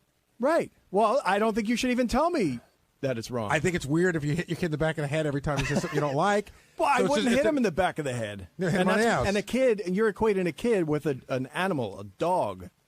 There is an intelligence difference there. Right, but just because somebody's less intelligent means you can physically abuse them? If that's what works. You got to listen back to this someday. No, I don't. If I have a dog and I sit there and keep trying to have conversations with it and it doesn't work, well, then why would I keep doing it? Would you ever take a retarded guy and tell him he's on the moon? We're saying there's alternative ways to train an animal besides hitting them. But why do I need an alternative if my way works? Because some folks see it as maybe not the most humane way. Howard's way. Well, how about Howard's way, where he goes, no. Maybe I think that's cruel. He's yelling at the dog, basically. Maybe the dog's feelings are going to get hurt. But you can't make the comparison. It's not a physical. You're not physically abusing the dog. Who are you to say? You're not a dog, so you don't know. Maybe that hurts them more. Thank you for pointing that out, Scott. You're a monkey. At least Sam's a Bald vegan.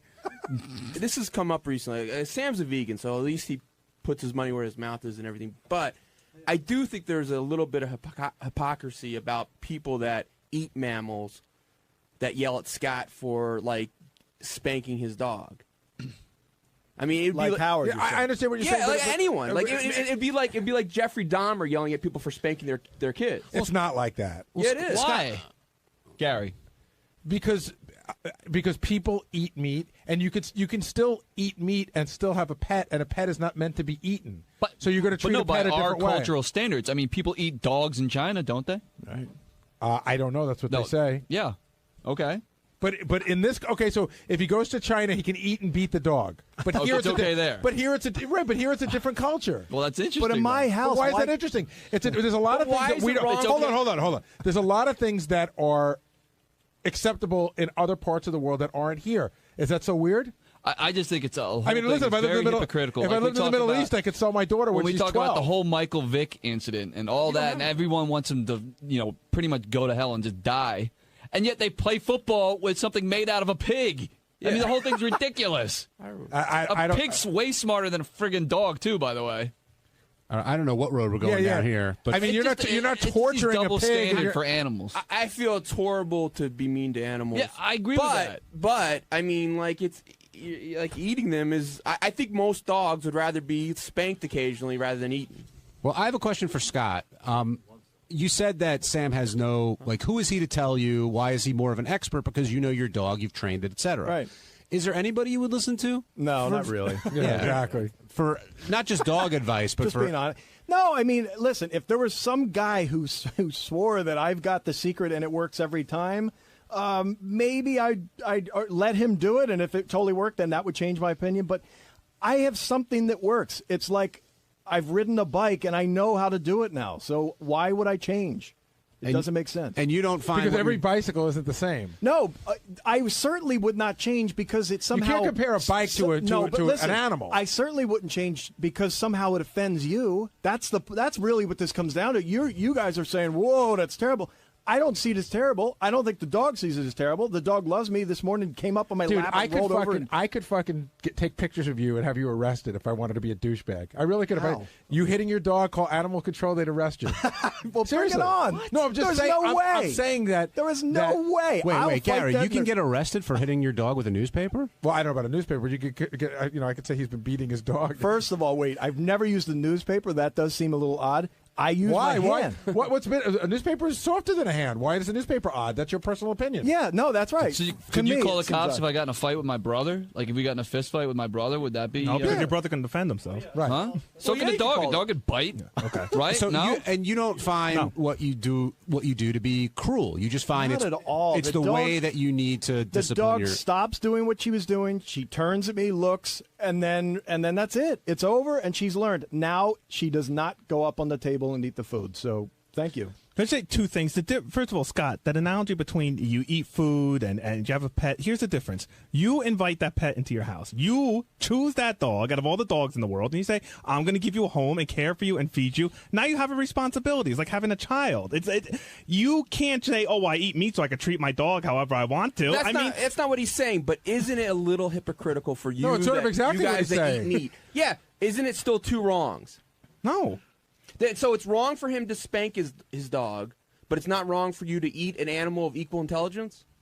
First of all, we didn't invite that animal into our home to be a pet. I didn't point to a cow and say, hey, I'm going to take care of you for the rest of your life and protect you. So it's why? just your animal. Yeah, that's right. You're responsible for your animal. So it's not all animals, it's just your personal animal. But you don't care what happens to other if people's dogs, Scott, just your Scott dog. enjoyed going out hitting other dogs. Would you have a problem with it? Yeah. Yeah. Why? Why? You didn't invite that dog Yeah, to he your home? didn't give the dog a miss. Benji and Will, if you're going to equate And eating Will, did you meat get that was that pig killed at line a for my butcher blog? I wrote that 2 months ago. to hitting a dog, I mean, you Benji's guys are really stretching to make a point. If you can't see the difference between we lock people up in jail, should we lock everybody up in jail? I mean, it's just ridiculous. Well, they do a crime. That's why we do it after they do a Scott crime. did a crime. He jumped on the table. The other thing exactly, but that's the point. The other thing we learned from Scott I'm is so that confused by That's this why I argument. also Hold on. the other thing we learned from Scott is really how stupid he is. Because look at the rigid thinking. I found a way that works, and I don't care what new information is brought to light, what experts chime in on it, what works for other people or not. I found the way that works, and regardless of any new information, I am just going to go stick with what I know, despite anything else. And that, to me, is such a sad way to live your life. Why? Listen, asshole. Why would I waste my time doing a whole new way to do something and go, no, like Howard said? What if it doesn't work and I've just wasted my time? I have a process that works. Having said that, why would you pick up a cell phone? The old rotary phone still works. Why take a golf why lesson? would you move ahead? Why would you go through Because progress? Why do you believed beat it your to be dog better. with the old-fashioned phone, not a cell phone? Wait, let him answer the question. That's called progress. Growing, learning. No.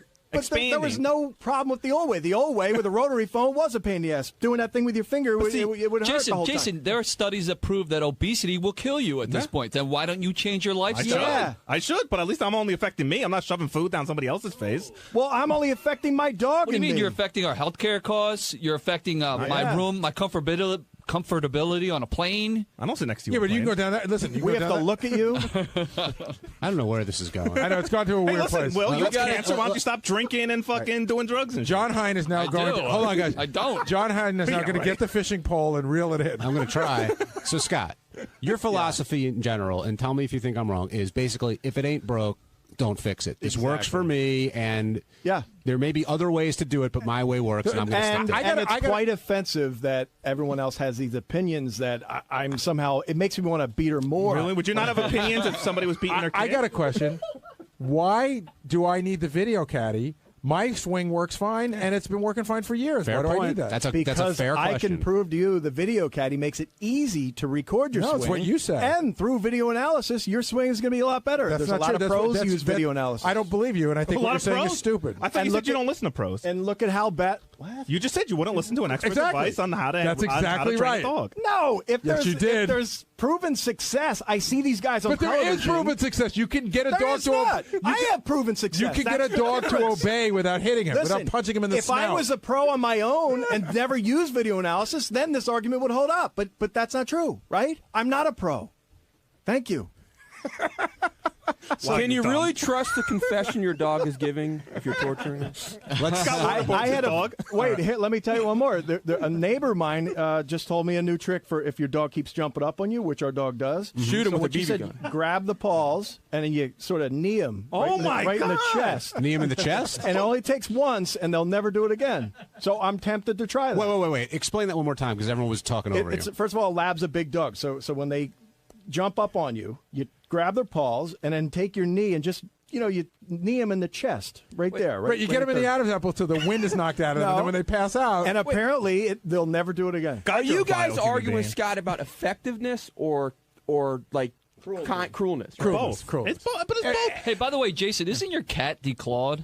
No, not at all. Full claws. Come over and look at them tomorrow. Listen, Benji, if every day when you interrupt, hold on, Just If every- terrified to come off I that want to say little something. pedestal. That's all. If every day if I felt you interrupted the show, if every day you did that, Tasered me? no, I punched you in the head as hard as I could. Right. That would be effective, but it's Right. not necessarily the right way to do it. I agree. but But I'm saying, but you guys seem to be saying to Scott that this is more effective. The problem with your analogy No, we're is saying it's as effective and more humane. you could use words. He's a person. That's the difference. Do you talk to your dog? Do you ever use words with him? Do you say no? Yeah, but I don't yes? expect them. Yeah, no and yes, maybe. Calm. But, and they eventually learn those words. But I don't Stop. expect if I have a full sentence communication with them that she's going to turn around and answer me. I have this problem What with if the you dog, write it by down? the way. What's that? If I could say that it's a big problem that we've been working with the trainer with about Teddy, and he's a much smaller dog than Scott's dog. But Teddy the dog jumps up when you walk in. And what Janice and I have been working on is, and it's effective, but yes, it takes a couple more days than kneeing the dog in the stomach. See? But when you walk in and the dog jumps on you, you just ignore it. You don't give it any sort of attention whatsoever. You just walk away and ignore it. And I'll tell you what, after 3 days of doing that, it's like a whole new dog. It's like a whole new dog. And let me tell you something. I haven't had to knee it in the stomach, pull its tail, smack it on the head. I had to put up with 2 extra days of the dog jumping on. Jason, what do you do when it won't put on its little Derek Jeter jersey? He never had to. Let me tell you something about the Derek Jeter jersey. He pulls that jersey out of his little toy box and brings it over to me. Did you tell Derek Jeter the other day about the jersey? If I only had the time. I think Jason's dog's more tortured than Scott's. On Thursday's wrap-up show, we had superfan Jillian Barbie Reynolds, and lots of stuff came up, but we had 2 surprise visitors. for Well, you. Sal and Richard, 2 of my absolute favorites, dropped by because everybody's been hounding them lately, like, why are you guys in your cubbyhole? What's going on? So they sort of come out of their hibernation to talk about what's going down and what's really pissing them off. They don't freak you out at all. Oh my God, no. I love them. When I hear the phone ring, when I'm listening in my car and I hear ring, I go, this is a phony phone call. Who's it going to be? Jillian on the wrap-up show. Here we go. I want to bring something up because Jillian said, "Where's Sal?" And I said this to Jillian. I said, it's really weird. Sal's like hardly visible anymore around the office. Hardly comes on the air anymore. He's like, I don't know whether you're being introspective or whether you've been given the edict to not come on the air, but you've sort of disappeared in the office. No, I mean I've just been working in the back. I know, but your work is great. I'm not talking about your work. I'm talking about the rest of Sal is missing. Those guys hide themselves now. They close the door. But they're doing such good work in But there. it's clear that you guys have some sort of a beef. Something's going on. Okay, I personally don't have a beef, and I don't think Richard does as well. But the thing is that Howard right now, it's the show lately seems so congested, and it seems like Howard's head is all over the place. And, there's a certain rhythm to the show. And I feel like I don't want to be that guy, you know, that's going to come in and cause the explosion. You know what I mean? I don't want to be the guy that pulls the last card where the house of cards falls in. Totally understand, but how did you come to that revelation after 3.5 years? It took because I'm an idiot. It took me 3.5 years to get it through my thick brain. You know, a normal person probably would have gotten it in 3.5 minutes. So I kind of, you know, I'm very particular about my spots, and unless I'm really passionate about something, I decide to stay away. But I don't even hear it like you and Richard used to roughhouse in the halls, and I have to yell at you. Yeah. Like, you guys don't come out of your hovel. No, we don't. You know, we found a new Tradio database, so we've been calling them like from 6 a.m. literally to about 1 o'clock. And we've been doing a lot of that, a lot of editing. We just recently went on the street for the homeless games and stuff. Right. We've been cutting that up. So we've been doing a lot of work in the back. So, you know, Howard said a billion times, get in the back, get in that cubbyhole, go back and do your prank calls, get the hell out of my studio. So we're kind of getting it now. And we're not hiding, but we're focusing more on the back. As far as Will and stuff and being in the pit, that's a different story. Will spoke about it last week that, you know, Richard really doesn't want to bother those guys as well. And that's Richard's, you know, thing. You know, he could speak about it. Where are you? I don't see you in there that much. No, I was in there today. I put up the porn clips today, the new porn clips that Howard spoke about. I put up a real bad Michael Jackson joke that Steve talked me out of when he was talking about Michael Jackson. I put up a couple of jokes. So I'm still in there. All right. I love that you're doing the Tradio stuff. It gets better and better and better. And even with Richard, if Richard puts up media, I'll go in as a courtesy to Will. To let him know that this. What do you mean by that? Well, let's say Howard's in the middle of a conversation and he's talking about an old lady. Like, we'll put up a Blue Iris song, like, oh, here's a song that she sang. So you do that now. Richard doesn't do that. Richard does that, but if Richard comes up with the idea at the moment, like, hey, I'm going to put up this Blue Iris song, I'll go in and tell Will. You're Richard's spokesperson in other words, in the pit. Right, Richard won't go to the pit anymore is what you're saying. Yeah, he doesn't want to bother them, but... Did anybody notice that? He'll still put up the media with me. Contributes. He's still contributing. He contributes, but he doesn't want to deal with the likes of Will. He's not crazy about the pit, you know, lately. Did anybody notice he shaved his head, Richard? I did. I said when I brought him in, he looks like Lex Luthor. Oh, Richard, you're more than welcome to come down. He's working hard, and he has, according to him, he has no beef with anybody, but he prefers to stay in the back and not ruffle anybody's feathers. That's how did he come to that revelation after 3.5 years? I don't know. I think so. He's been here for 3.5 years, being Richard. And 3 weeks ago or 4 weeks ago, he decided that he's going to stay in the back. Well, you know, he works really hard, and I know guess we know you work hard. Will rubbed him, I guess, the wrong way. It was like one too many times where Will said, "Get the fuck out of here, leave me alone." Well, Richard's going to come down and speak his mind. We were talking before about how everyone really hasn't seen you a lot lately around. And Sal said you guys are just busy in the back cranking away on different stuff. Yeah, well, you know, the thing is, we've kind of found out that just keeping to ourselves and doing our work and stuff is kind of works better for us. It's but I understand that, but something must have changed along the way. Because the other I did get into it with Will a while back, but we were just talking. No, everything's cool. It takes me a while to get over when I get in an argument with somebody. He gets over stuff really quick, and I'm finally over it. Everything's cool, but sometimes me and Sal feel like we're kind of bothering people, and we don't want to get in the way. And like Howard always says, less is more. We want to stay back there, do our work. We don't want to, bother anybody. We don't want to get yelled at or get ragged on, and we just kind of do our thing. Can I ask these guys a question? And probably is more towards you, but as a super fan of the show, it feels like sometimes that Sal and Richard, you guys are damned if you do, damned if you don't. So they're back there doing their thing. Then they come out and it's like, oh, fucking go back in your hole, and you're out here too much. You want too much attention. You just fucking try to be funny. And then they go and they're doing their thing. They're like, where are you guys? What's wrong with you? You're not, it's like. Well, yeah, I mean, part of the beauty of, I would say, less of Richard and more of Sal is that there is a middle ground, and Sal doesn't know where it is. Sal doesn't know where the line is, which at Howard's wedding, well, just in general. But Sal, I got your ticket, by the way. Thank you. My nickname, I tell Sal this. I call him Sal No Governale. He has no governor on him. Great. And so but that's the beauty of Sal, that he doesn't know when enough is enough. Right. So Richard, Sal's not your spokesperson in the back. He was saying you go and put something up, and he tells Will that you want to instead of you doing that. For a while, it was like that. Yeah, after me and Will got into it, it was like because we got into it over show stuff. Like I was calling in with drops while Sal was calling in with drops, and I guess it kind of confused Will, and he got angry about it. So I felt weird going in and putting stuff up. So I would just tell Sal, and Sal would go do it for a while. Yeah, we went through that. I think we have a pretty good system now. But what would happen is when we got here, they'd want to play stuff for me, and their stuff isn't 20 seconds long. And I would say, come back in a little while. And then they felt like I would forget that they were there, and they felt like they were getting blown off. And now what they do is they IM me when they have something, and then I listen to it. And then sometimes you'll IM me, did you get to that yet? Yes, I did. I gave it to Howard. But it is hard when the show's on live, and you're standing right over me, because I always feel like I have to listen. Shuli comes in every day to ask me whatever the question of the day is, and I'll say, give me 2 seconds. I got to hear how this plays out. And he's fine. He doesn't get insulted by it. But I felt like sometimes you guys did, and now I think we have the system down fine. Mm-hmm.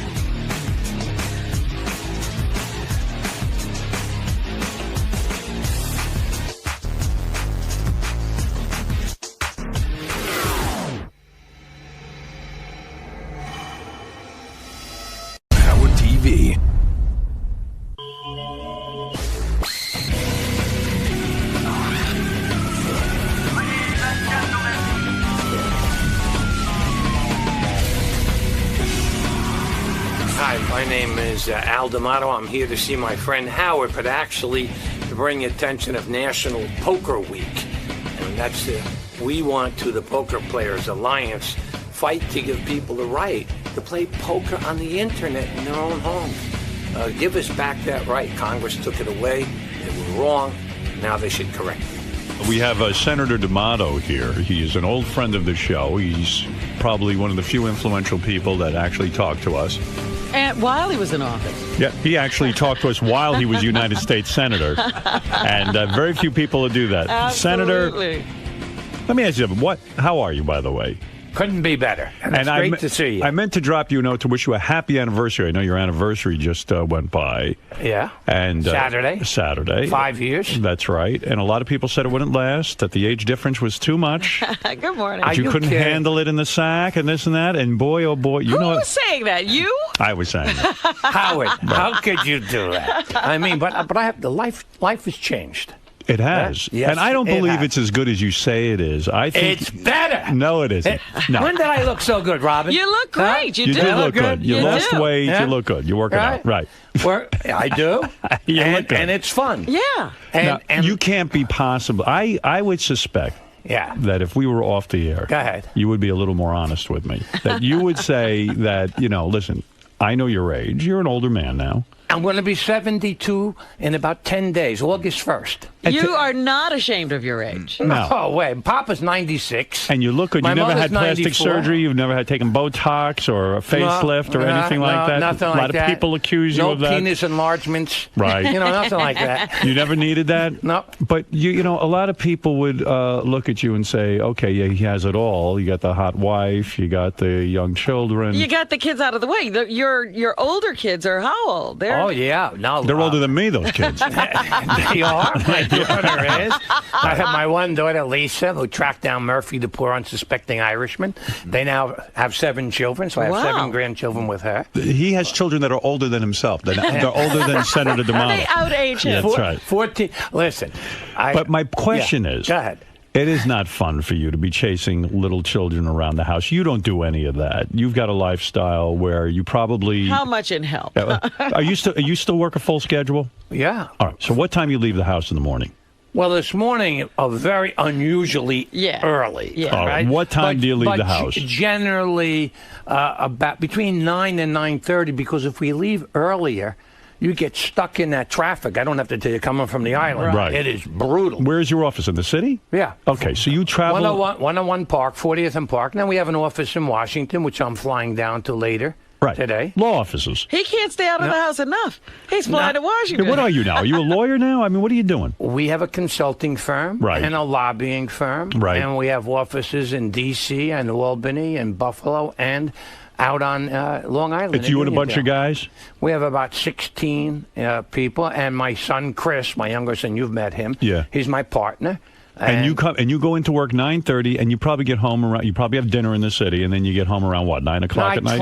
I try to get home for dinner, but I have a Tuesday TV show with Mayor Koch. Right. We do on New York One. You're proving my point, by the way. He's never What's home. that? So you're never home. No, that's wrong. No, that's wrong. That's right. So that's the one night I'm right. You know I'm right. Monday nights, first of all, Mondays and Fridays, I generally, during the summer, try to take off, stay on the island. Hold it a second. How often do you go to Washington Washington once a month. Okay. I'm going down for National Poker Week. We got to get that on. Poker Week? The Poker Players Week. Alliance. You and I play poker. Well, I know. Yeah. And that I want to enlist you. I am chairman of the Poker Players Alliance.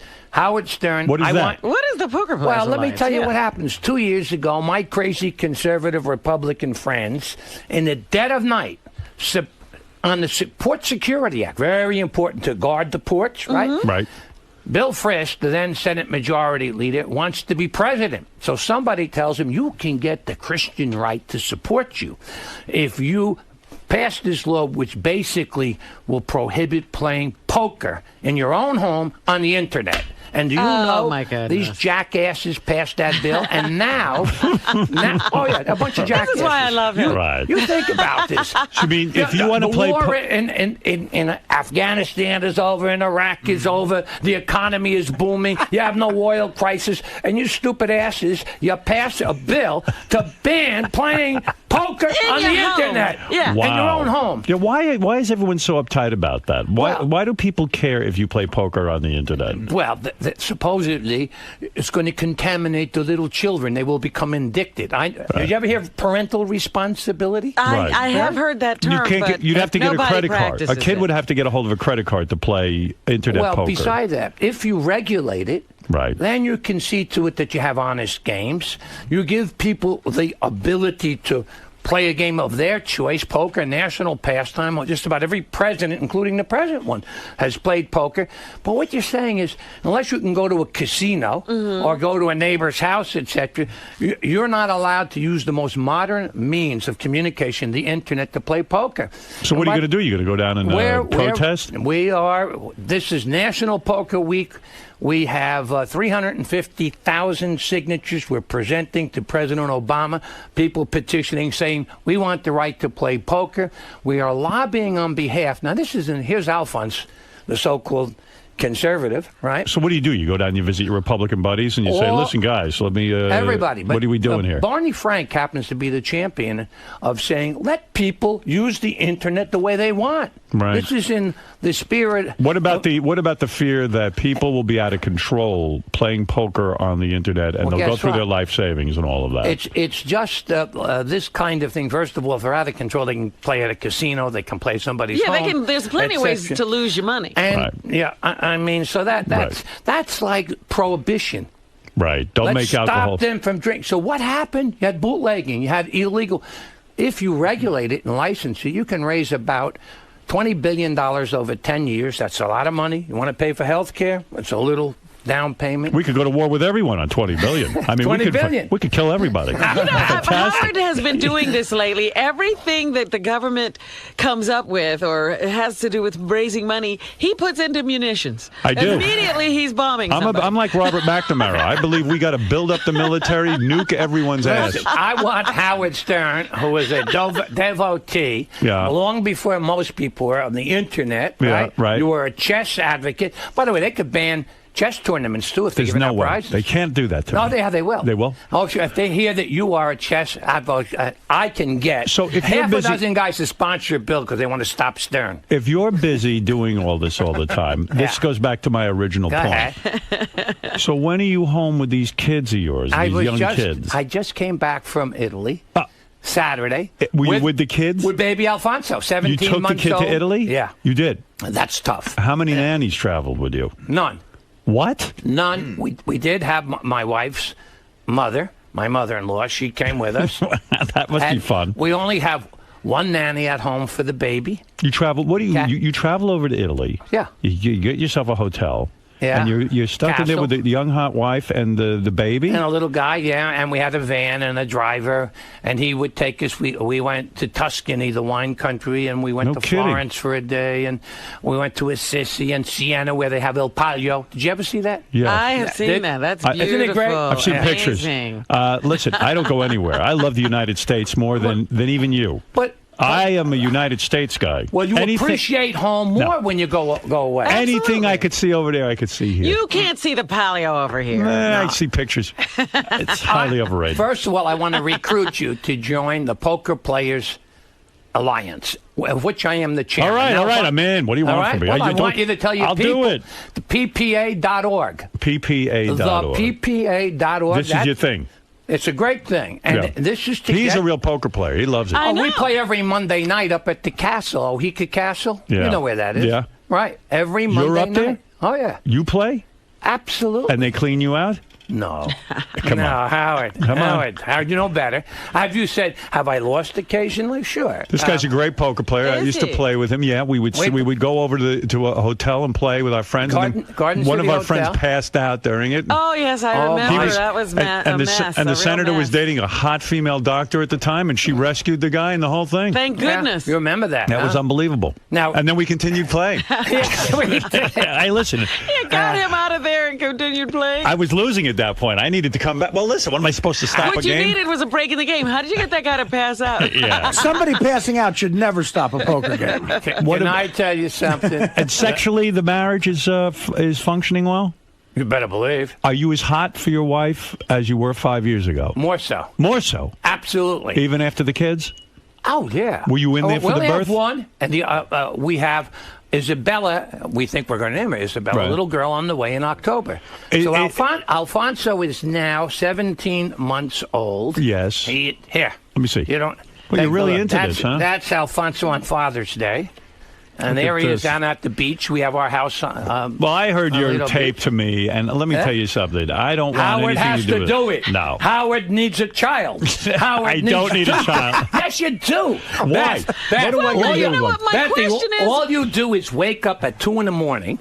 and start crying. And he'll say, "What's wrong, Beth?" And you'll say, "What are we going to do about a family?" And then what's he going to say? You got your dog? No. I love dogs. And then you're going to say, well, can we talk about it at another time? And so you're not working. It's on a Friday. And so at about 7 o'clock, you'll come with a cup of coffee under your nose.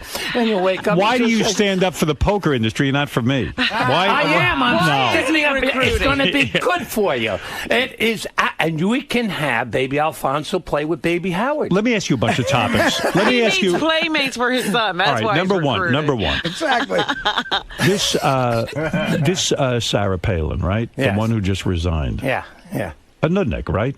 Was it cool? No, over her head in terms of being thrust into the national scene. She was a lightweight, right? Look, no. She wasn't prepared to handle, and they didn't give her the... Listen, I'm going to tell you something about yourself. Yeah. I've sat and talked to you about world politics. Right. All kidding aside, you're well versed in every topic. You know what's going on. You were always into it. She wasn't prepared for that prime time. The guy she was running against, Senator Biden, guy's a top-notch guy, bright guy, knows how to answer questions. You ask him questions. Joe. Right, you know this. Joe, he's a family friend. Okay. She comes on the scene. They ask her, what period... Katie Couric said to her, what periodicals do you read? And she said... I don't know. She goes, whatever they bring me, she couldn't answer. And then they say the media was out to get her. Out to get her. You only prayed for softball questions like that when you were running for senator. But look, now I want to take a free shot. Okay. This is a free shot. I think David Letterman is a lowlife over his head. And what he did and what he said, and you know, I believe in free speech. Sure. I took on the FCC. Why? Because it was the right thing. Mm-hmm. They're trying to censor you, close you down, do all kinds of... But when this guy says that Sarah Palin's 14-year-old daughter, who is she having sex with, or words to that effect. Right. That is Now, bullshit. let's be honest, though. That is Let's defend Letterman. No, let me finish. He didn't do that. Yes, he didn't do that. Yes, he did. And then, what did he try to do when he got hit by... Well, I didn't mean her. I meant the other daughter. Now, Right. I mean, I that's believe okay. that. You don't believe that. I believe that's true. Oh, I don't think baloney. he knew the 14-year-old. He was talking about the one who had the baby. All right, so even if it was the All right. 18-year-old, you're going to say she's having sex with some boy. Yeah, come on. Listen. It was a joke. Listen to me. It was inappropriate. Didn't McCain make a Chelsea Clinton joke? Didn't McCain make a Chelsea Clinton joke? If somebody did that to Senator Clinton and her family, and But they did. You know what? McCain made a horrible joke. Wasn't it McCain, Fred, who made the horrible joke about Chelsea Clinton's appearance? Why is and Chelsea looks? Clinton so ugly? Because Janet Reno was her father? Yeah. And that was a terrible joke. That's a terrible Out of line. Horrible joke. Out of line. Did he And I apologize? said, Did he apologize? I don't know. Well, you see, I assume he did. I assume he did. Right. It took Letterman a couple of days after he was getting killed to do it. I just think he's a mean-spirited prick. You don't like him. I could say that. On You this, on should your- goddamn Because right they to, Claude. can't. Huh? Say other No, words. Free air. Yes. Yeah. Prick Letterman, is- you're a mean-spirited prick.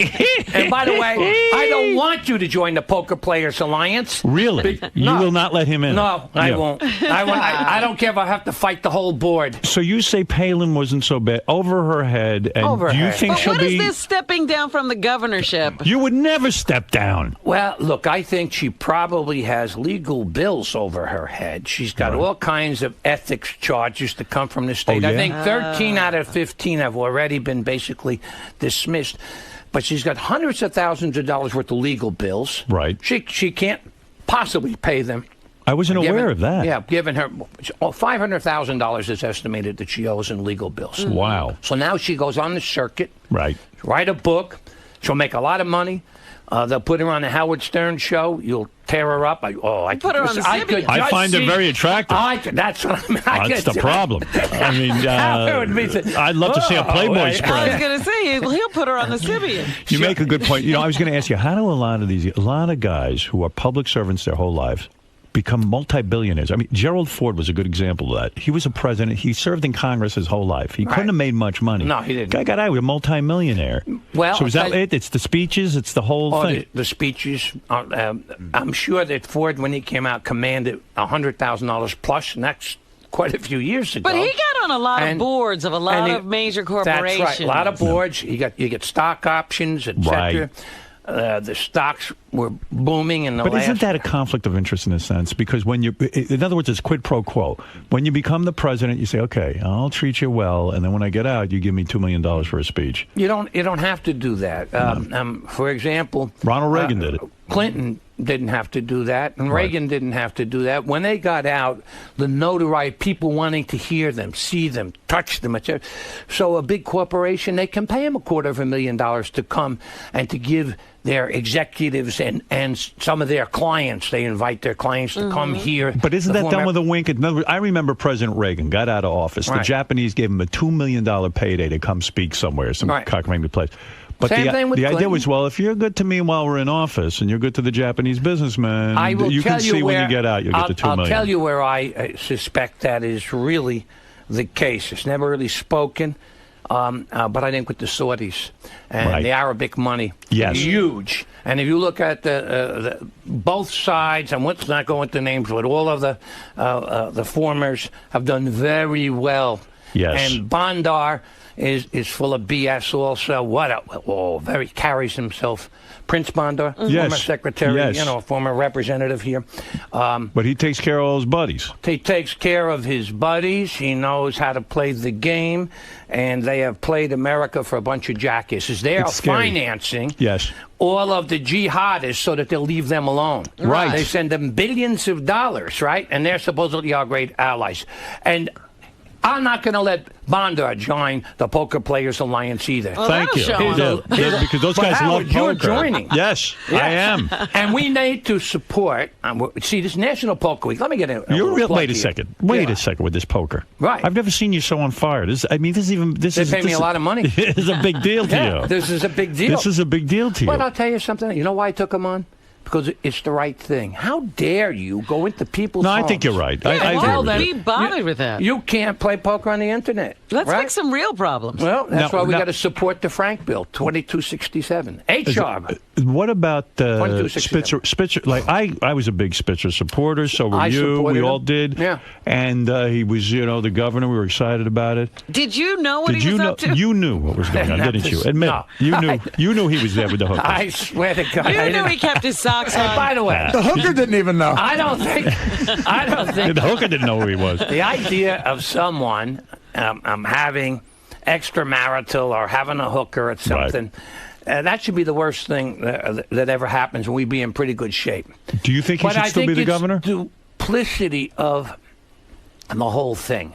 How on one hand you can hold yourself out as this great moralist, and if you do, then you better live it. Yeah. You better Right. be it. Right. Yeah, but the year before, when he was Attorney General, they tell me he sponsored a bill that doubled the penalty for Johns. Right. You know, for crying out loud, while you're carrying on, you're doubling the penalty. I mean, That seems like a hypocrite. He looked at the law and he said, if I get caught, that's not enough of a fine. See, that's why maybe is it possible he was doing undercover work when he was caught? That's right. I mean, no one ever gave him. He claimed that. They were undercover. It was research. You were always smart when you were senator, and I always liked this about you. All right, listen, you had a marriage, it didn't work out, and then you dated when you were senator. I To me, did. I am for this because you were the healthiest senator around. You always had fantastic dates. Some of the women you dated were I'm beautiful. glad my wife is sleeping. Yeah, and you didn't have to. And you didn't have to go to hookers. No, you got it for free. That's true. Wait a minute, you Goddamn know right. what? Sometimes they're much more costly than hookers. That's right. Yes. You know, That these is true. romances. That is true. Huh? That's for goddamn sure. How did this wife get you to the altar? I mean, there were a lot of women in your life. A lot of nice women. A lot of nice women. Yeah. I remember who you dated. Yeah. In fact, at one point you dated Claudia Cohn. Yeah. I Great always thought lady. she was hot, Great lady. smart, Wonderful. right? Yeah. And I thought she was going She to didn't get you to the altar. She almost got you to the altar. Almost. Yeah. You were engaged to her for a while, but you somehow slipped out of that one. Well, look, things didn't work out. The lifestyles, traveling back and forth from Washington. Sexually et cetera. incompatible? No, that's Nothing wrong there? no. She was one of the best? None. I mean, not better than your wife. Claudia's passed on. Yes. She's still got a beautiful daughter, and Claudia was a great lady. Is it weird when you've made love to a woman and then she not here dies? anymore. I mean, then she's not here anymore. It's got to be a little weird, right? It's freaky. She was a great person. She was. She was a wonderful person, and I have nothing but the fondest of thoughts and memories. As a matter of fact, after I got married, we would visit my wife, Keturah, and I, on a number of occasions. We'll go out to Claudia's summer place out there in East Hampton. You were all friends. Absolutely. Were there are there times that you find yourself thinking about the other women you've been with in your life? I know sometimes I do. Like I love my wife and we have a great time, but sometimes I'm laying in bed and I think about some of my sexual experiences. I mean, you relive those every once in a while, right? You're like every other guy. What? No, absolutely not. Now that was a political answer if I ever heard one. My wife is much stronger than I am, and I don't want. She could beat you up. Oh, absolutely. Howard, I have been so good. I can pose for holy pictures. Really? Yeah. So you never pleasure yourself, anything like that? It's strictly sex with your wife? That's it. No kidding. The only and I have no desire. Number one, I love her. I know. Number two, once in a while I do pleasure myself. She I'll be at some honest. point in time, she said, "Hey, I'm not asking you to marry me, but you're not going to be going out with other people, and then we're going to stay together. We have been out. We've been dating. We've been together for 4 years at that point, 4 years plus." And she packed up and went back to her apartment in the city. And I am a person of great resolve and strength. Yeah. And within 24 hours, I said, "Please come back, Keturah. Come back. Come back." And I paid the penalty. She beat the hell out of me for 3 days. The sex life is still healthy at 71? You tell all the men out there who are in your age category. Absolutely. First of all, they have so many great things out there on the market. If you use Viagra? No, much better. But Cialis? I'm not going to tell you until you do not use they Cialis. retain me. Oh. And then when they retain me, then I will tell you the benefits of whatever I use. Are you telling me you use Cialis? Let me say this to you. You're kidding If me. I had a thing for 4 hours, I wouldn't rush to a doctor. I'd rush out to tell everybody. I don't feel you need that stuff. I don't. You don't, right? I don't. But you know, I give you a little enhancement. Give you a lot of enhancement. See, I hear a lot of guys say that. I'm afraid of that stuff. I won't go to it. Well, I'll suggest to you when they retain me which one you should use. Really? The best. Cialis. I'm not saying I am. They have no whoever, kidding. Yep. Yeah. And it's like you're a young man. Don't you think I'd be a great spokesperson for them? When do you any doubt? Sure. Absolutely. Right? You're at the right age. For whoever. Yeah, right? whoever it might be. You mean you can hurt her with it once you're on Cialis? No kidding. I think you say pleasure her, right? So every night of the week you're home sleeping. In other words, you don't go out. You don't play poker every Monday night. Yeah. Except tonight, but you're home every night and you're with the kids and the whole thing. Yeah. Well, little guy. I can't wait to see him. I try to get home before he goes to bed. Tuesday nights are close because I have my TV program and then I rush home. Right. But if I can get home like at 7:30, I'll see him and play with him. And it's the greatest. They are so innocent. They are so... You circumcised them, I hope. Absolutely. You did? Yeah. I didn't do it myself. The Moyle did. No. I'm against... You want to know the truth, though? Doctor. I'm actually against circumcision. I've thought about it. Because really, why do you cut it? Why do that? Well, they say mutilation? that for health reasons. Did you discuss this? You really went through it? You didn't discuss it with me. No. Where were you when I was? All right, listen to me. You're here. You have an important mission. There is a place you can go to hear what the senator is talking about. We're talking. Most of my audience loves to play poker. Of course, and you want to play it on the internet. And you want to have a game that's protected and honest. Right. I've been aware of this problem for a while because we had many sponsors who were in the internet poker thing, and then all of a sudden it became a problem and all of this. And they disappeared, Yeah. But if you want, you can go to ppa.org and find out more about this. What the senator says is true. Why, with all the problems in the world, who would care if somebody wants to play poker? What business is it of yours if somebody and wants call to? your congressman? Yeah. Hey, do you know Bernie Madoff at all? No, I didn't know him. Thank God. You never met him, huh? No, I didn't. I figured somehow like these guys always try to mingle. And, yeah, usually they're into politics. Yeah. Oh, he used the country clubs. He used the Palm Beach Country Club. He used Glen Oaks. Those were his two places and people of wealth and affluence. And once someone says, "Oh, by the way, I got in with Bernie's thing, and we get a 12% return, etc." But he won't let everybody. Then the people go knocking on the door, and the more he says, "Well, I don't know, don't tell anybody," of course they tell their wives tell their girlfriends, right? And that is the cycle.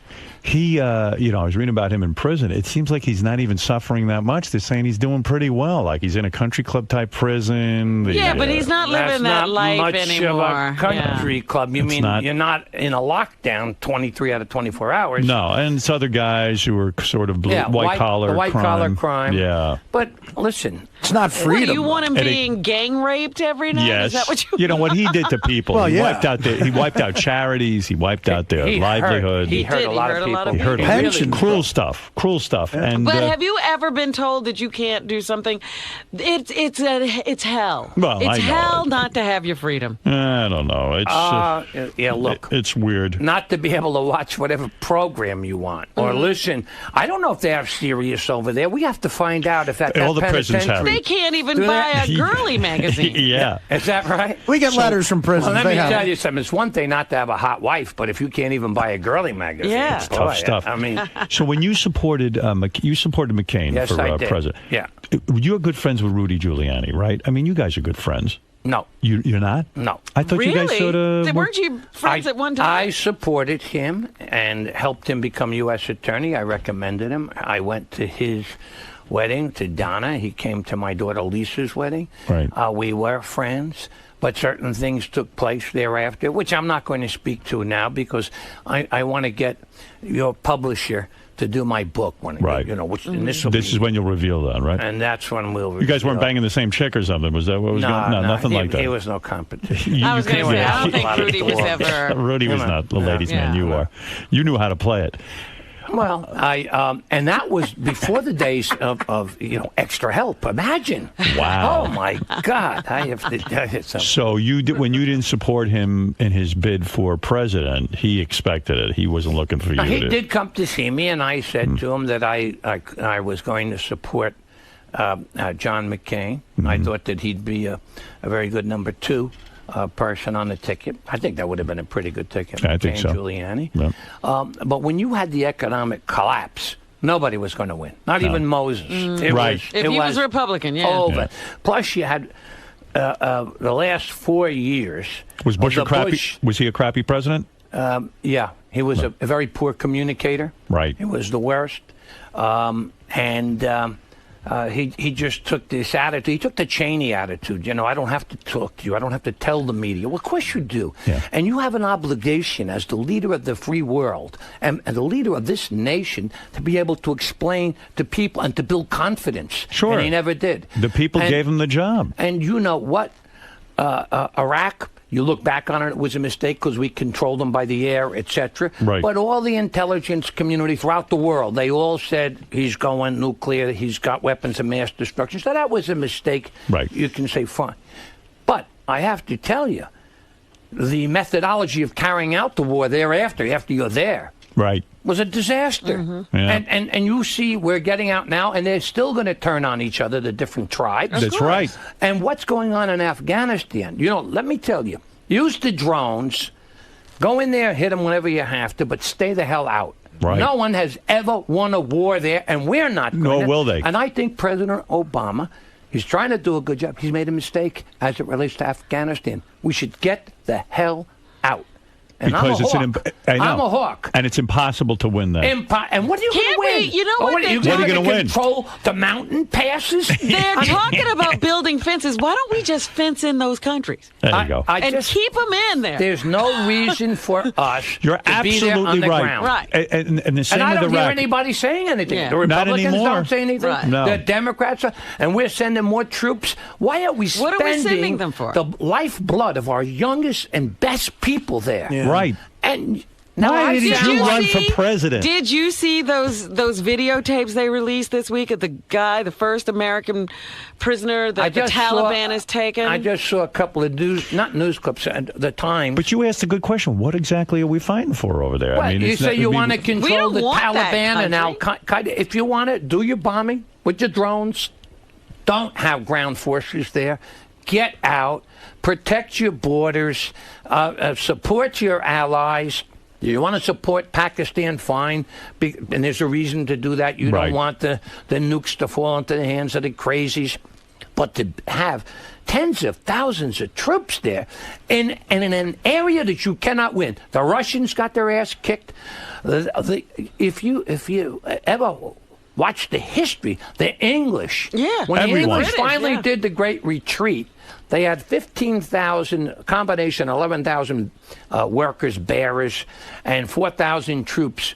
Out of the 15,000 that they made their great retreat, only one person came out alive. Wow. Right. What are we talking about? You're absolutely right. So it doesn't make sense. You're making a lot of sense. That's why I'm going with you on that's why I'm going with you on this poker thing. Did you meet President Obama? Do you talk to him? Tell him what you're thinking. Yeah. Where are you? I think Obama. You're so busy with this poker. You're not solving the war.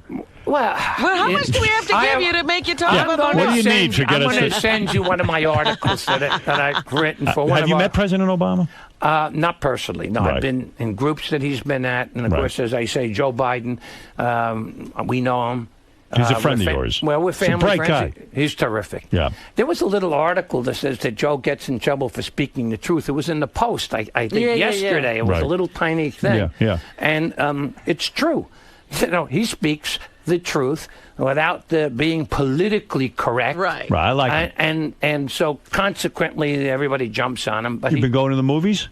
Have I? Yeah. You seen haven't. Bruno yet? No. I'm wondering what you thought of that. No, I haven't seen wild. Bruno. It's wild. Is it? Oh, yeah. You recommend it? I like it. Give me I thought a it was little funny. synopsis Although one of of my it. audience wrote me and said, I went to the movie to see Bruno, and I didn't like it, and you owe me $18. I like I've heard it. other people say they slept through it. What is Bruno about? He pretends to be a gay Austrian. He wants to be the greatest gay Austrian since he says Arnold Schwarzenegger. Oh, this is kind of a takeoff on that other... Right, like Barat, but it's Bruno. Yeah, and at one point he's in a hotel. He's got the got clicker. Ron Paul in there. He comes on Ron Paul. He tries to make love to him. No. Ron Paul runs out of there. Does Ron Paul actually come in and play? Yeah. Well, Ron Paul, he ain't playing. He got alone in a room with him. He starts coming on to him. Ron Paul was out of it. I guess he doesn't like guys. And then at one point there's a remote control. A remote control in Bruno's behind. Did you hear the big news about Robin's new bra size? Oh, stop it. Robin, as you know, went to a bra store. I don't know if you I didn't know. You haven't heard about this? How does he know that? Well, He knows. It turns out she's not 36 double D. She's 34 G. Wow, baby. That is some support system you have to have. I couldn't make her show me the bra. Show the senator the bra. She needs the military. That's right. You've never been with a woman who is a G, have you?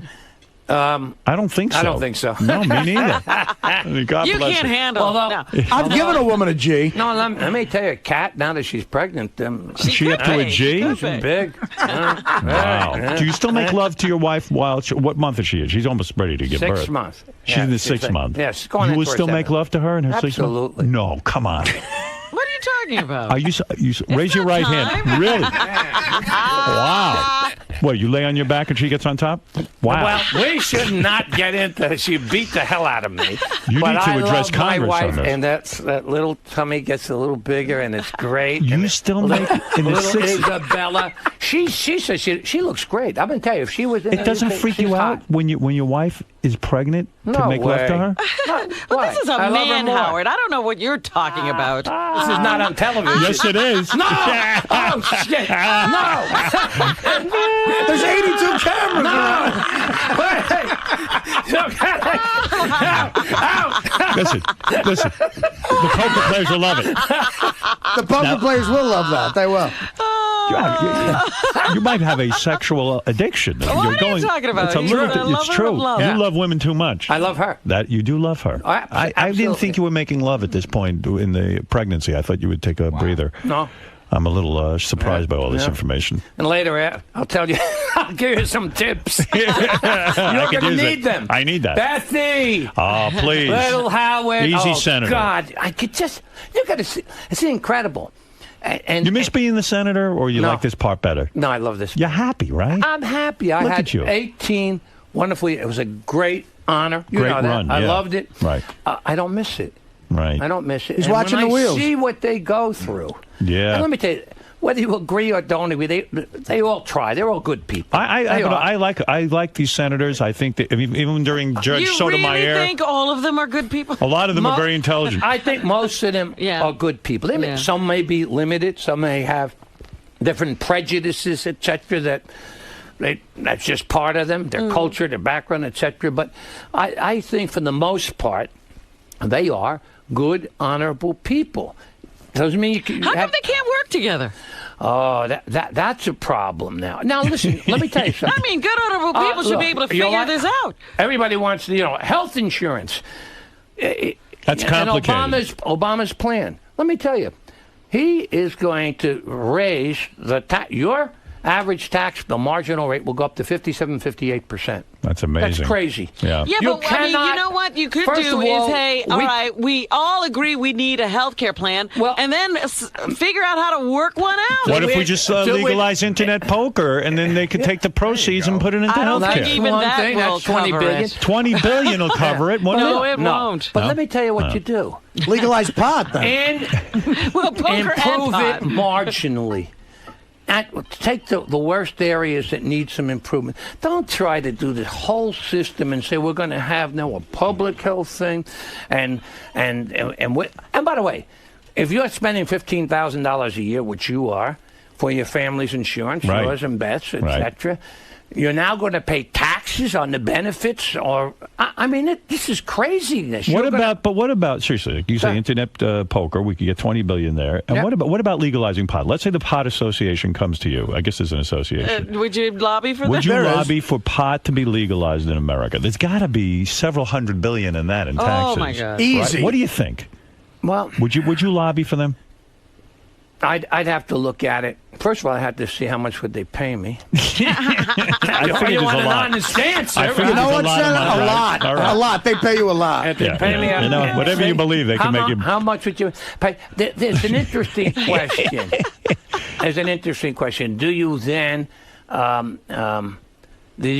increase? I guess it's like prohibition. Right. Exactly like You it. tried, Yeah. you tried nobody to who ban isn't gonna do it will do alcohol. it. These You people are didn't going to ban smoke it no matter what. So what we're saying, I guess, is that, look, they're going to smoke pot whether you want it or not. And so that those people who are, shouldn't you be controlling the sale, the distribution, see to it that the quality, the whole thing. Yeah, they're almost doing that in California. Instead of organized crime. Right. Right? Right. You take the money. What do you think? I think there's some merit to it. I And do here too. I I'm am. not a pot smoker. He's talked himself Nor into am it. I. I think yeah. No, but I'll talk to those guys. I'll see if I can't get them to hire you. Let's find out what's you going know, on. All right. okay. It seems like you're Well, ready to. I think my you're ready to age. party. Look at this. Yeah, we'll see what happens. You know, you go from Senator Pothole to lobbyist Senator Pot. You gotta be careful because the people that don't want you to might be a little Imagine Senator mad. D'Amato, like even like showing up in a pair of jeans and a work shirt, and hemp With belt, the marijuana T-shirt, big you know. marijuana T-shirt. He's like Woody Harrelson. Funny how things go. Yeah. Right. And I didn't do it. I missed it. Let me tell you something. I said something. You missed. You never smoked pot in your life. You never tried it. Because it came just Generational after. thing. It was a generational thing. You were never when curious. I left law school in '61. I remember in the summer. Well, I guess it was '61. In the summer of '61.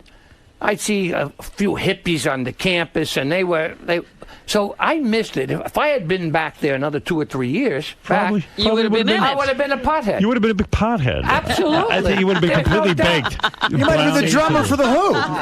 Well, what was your thing? LSD back then? LSD. What was your thing? Drink a couple of beers too many. That's it. You only drank. Yeah, that was the only. That was it, and it was always beer on the campus. You couldn't afford more than that. Yeah. And it just wasn't there. So that's why it wasn't because I was a good boy. All your experiences, you never had a threesome, though, did you? No.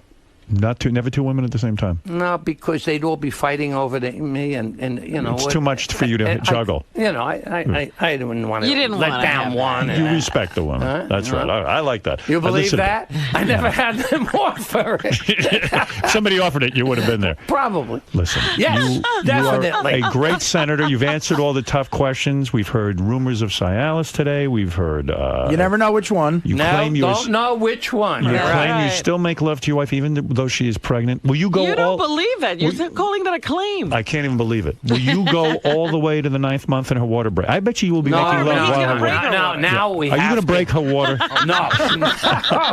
How far will you go with it? How long into the pregnancy will you make love? As long as she'll let me. Really? Right up to the 9th month? Well, That's if there's uncomfortable. nothing medically. That's practically a threesome. I mean, you got to slow down. Terrible. It is. Horrible. My wife There's was pregnant. There's a lot going on that's between Howard, when you meet baby Isabella, you're going to have to apologize. No, I won't, because when my wife was pregnant, the 3 times I had. By the 8th month, it was like there was a person in there. I mean, you see feet moving. Too much. You're thinking through everything. At some point, you say, "All right, let me back off here." It's when she says, "Honey, I don't feel too good," and that's all right. I'm glad to hear that. That's when you get the hooker. That's what I mean by that comment. I don't mean anything weird. Howard, maybe I do. I don't know. Howard, you know why Senator D'Amato is so right about the drone thing? Because in Afghanistan, some guy told me that they could actually bomb. They could control a drone from Las Vegas. Right. You could control it from the United States and bomb somebody in Afghanistan. And it makes so much sense. Why not just do it with the drones and not send more troops is there? making a brilliant point. Well, you got Artie. Now that makes total sense to me. If you are a student of history, as the senator is, he's right. No one has ever been able to control these populations. This is a terrain that is unbelievably complicated. Afghanistan was Russia's Vietnam. It was. Basically. Rudyard But Kipling, we also helped Rudyard it. Kipling wrote this great poem where he talks about Yeah. the English soldiers laying in the desert and wounded and saying, better you commit suicide unless the women come and cut your entrails out and take your eyes out. Yeah. He summarized what Afghanistan is. It is a death trap. It is, and man. you cannot put enough troops on the ground to control. And what the hell are you controlling? Yeah, what are we trying And to by do the way, anyway? what is this? We're nation building? Oh, we care about the rights of women? Oh, we want democracy. Let me tell you something. If you had democracy in all the areas of the world, right? What do you think you'd have now? Who would be controlling Egypt? I'll tell you what, the militants. Who would be controlling Saudi Arabia? Huh? The militants. The militants. So let's I think stop. I got the drift of this. Let's stop this nonsense about, well, we need democracy. Well, people thought I was joking, but I wasn't. You can talk to your last president about foisting democracy on every area. Saddam Hussein, as much as you want to say what a horrible, despicable man he was afraid of the Taliban. He was afraid of the terrorists. He hated Iran and kept them and well the at bay. Islamic militants. And hated the militants. And quite frankly, Controlled the region. He controlled the region. Kind of like Tito in Yugoslavia before, Right. well, heck broke loose when he was gone. That's then you right. had the warring parties. Right. Nobody says they're great people, but in terms of what you have, and what do you think you're going to have in Iraq when we finally It will totally become a withdraw? religious, War controlled again. by Iran kind of situation. Again, here you... H.R. 2267, Barney Frank, support the bill and call your congressman. All right, you will be going to Washington. You'll be lobbying about this. You Yep. are very much into internet poker. I am. And he doesn't have a problem. You understand? No, he plays he's a little just bit here and there. That's all. Enthusiastic. I'm with you on this. I happen to believe playing internet poker is And a you're fine joining? thing. I'm going to join up We're with gonna you. put you on our website? Get whatever you Sign want me to do. up. What am I going to do? Yeah, For more how information can on... you turn me down? Right. Hey, by the way, I want to tell you about playing poker. Yes? With our friend Howard. Please, because I'm down about 400 grand. We would He's about to play. lose his house. Go We ahead. would play over at the Garden City Hotel, rent a room, etc. Yeah. And we'd be playing, about 7 of us, etc. And one of our people, I will only mention his first name, Dominic, Right. would say, let's raise the stakes. Right. And the guy who could buy and sell everybody in that room, Howard, would say, hey, come on. Yeah. These guys can't. And he was always concerned. And About that's why the I little loved him. man. About the little guy. The young guy. I always Right. loved the fact that And he he's- said, Well, it was "We're a gonna friendly play game." Exactly. We're going to play $1 We're not going to let this thing... Listen, It was a friendly game. Quite frankly, I was worried about you. I didn't know how much money you You're had. right. That's it. You're That's the it. one Public to tell you. servant, And I I love love you. him out. That's right. I said, what are we going to do here? The senator can't hang. Dominic Now, played listen. on one Monday night at our game. Ask him what happened. What happened? We killed him. That's right. He left Listen, early.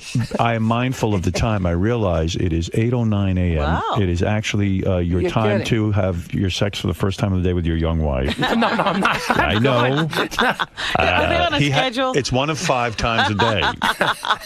Don't tell me you make love more than once a day. Dear God. I will not believe that. No, I didn't tell you that. But listen to me. I'm not sure. You're 2 times a day. Are you kidding me? Not every day. Not every. Every Wow. other day. Well, you really are in love. Oh, yeah, I love her. Oh, jeez, I've She's never great. seen you like She's this.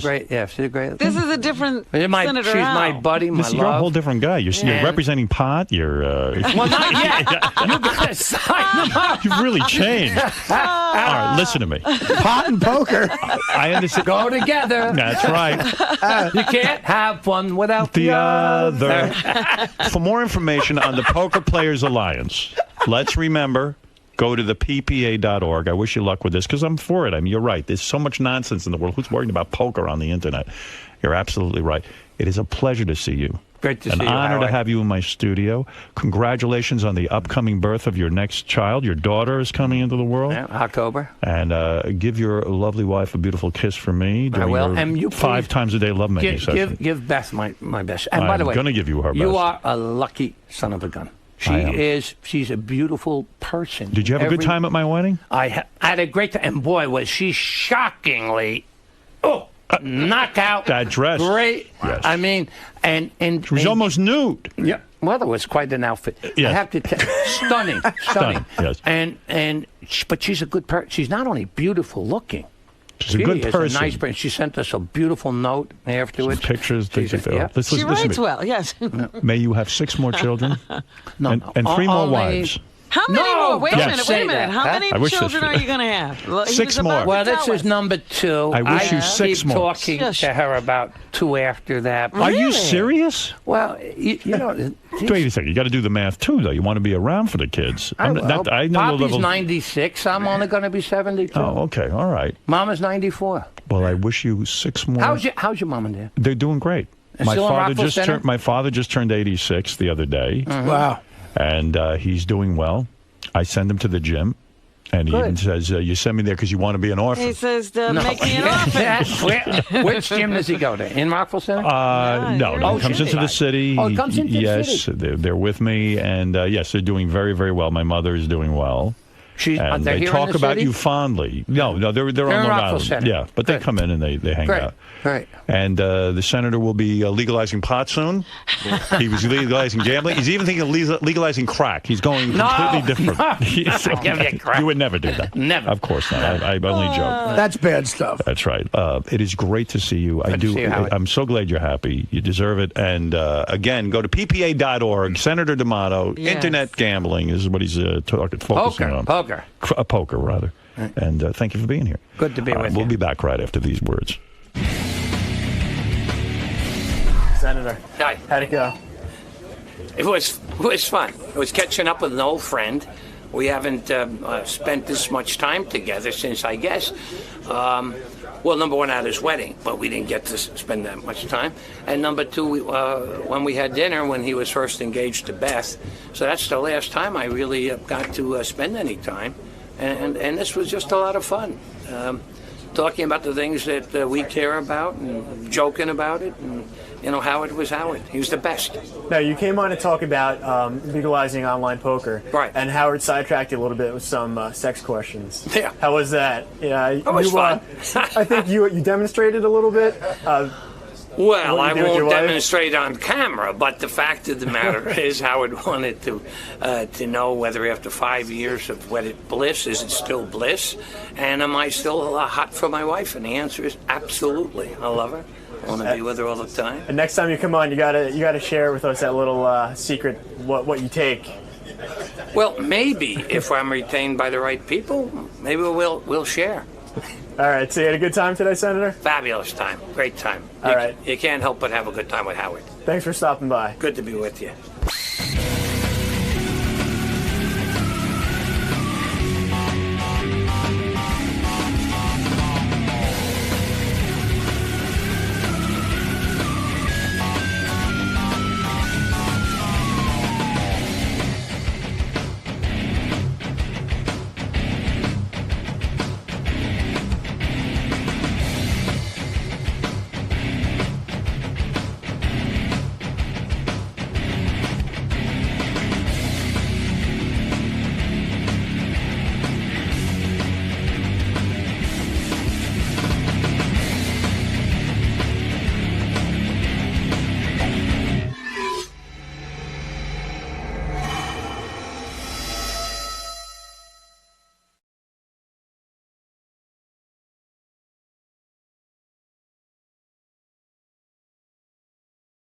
So, to the chagrin of many, we were lucky. Am I following in here? Yeah, right here, man. So what brings you back to the show? Got a new record coming out.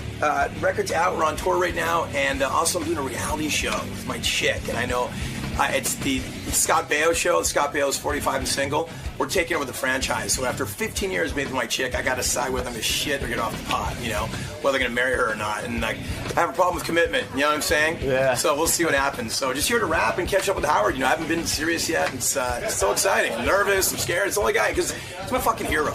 You know what I'm saying? I mean, it's on repeat all day long in my house and all the speakers, and all through my room. So just to be here in the good halls and breathing the same air of Howard Stern and the crew, I'm honored, man. I'm humbled. All right, man. It's a big day for you. It's a big day. It is. Anytime to be in the Stern show is a big day, man. All right, hang Thanks for tight. having us. We'll see you in a little bit. God bless. All right, Gary, bring in Mark. Spread your love and fly. Come on, man. Don't be uptight. I'm so not a pipe. So stoked to be here. Why do you always put down your own music? You always say, "Oh, it took Because a Howard, village." I'm the luckiest guy ever. I came in the back door in this business. I can't sing. I can't host. I have both I jobs. hate when you say but that. Howard, but have you heard What do me you mean? sing? Yeah, I've seen you on stage. Well, You're a good I singer. I can pull it off. I've got like a tone that people react to. But thank God for Pro Tools and technology. It's kept me in I've the game. seen you do it live. Unless you're lip syncing, I don't think you were. You were I singing wish live. I could lip sync. I'm so jealous of Britney and those guys. I'd love to go out there to shake my disgusting ass and just get some money. You know what I mean?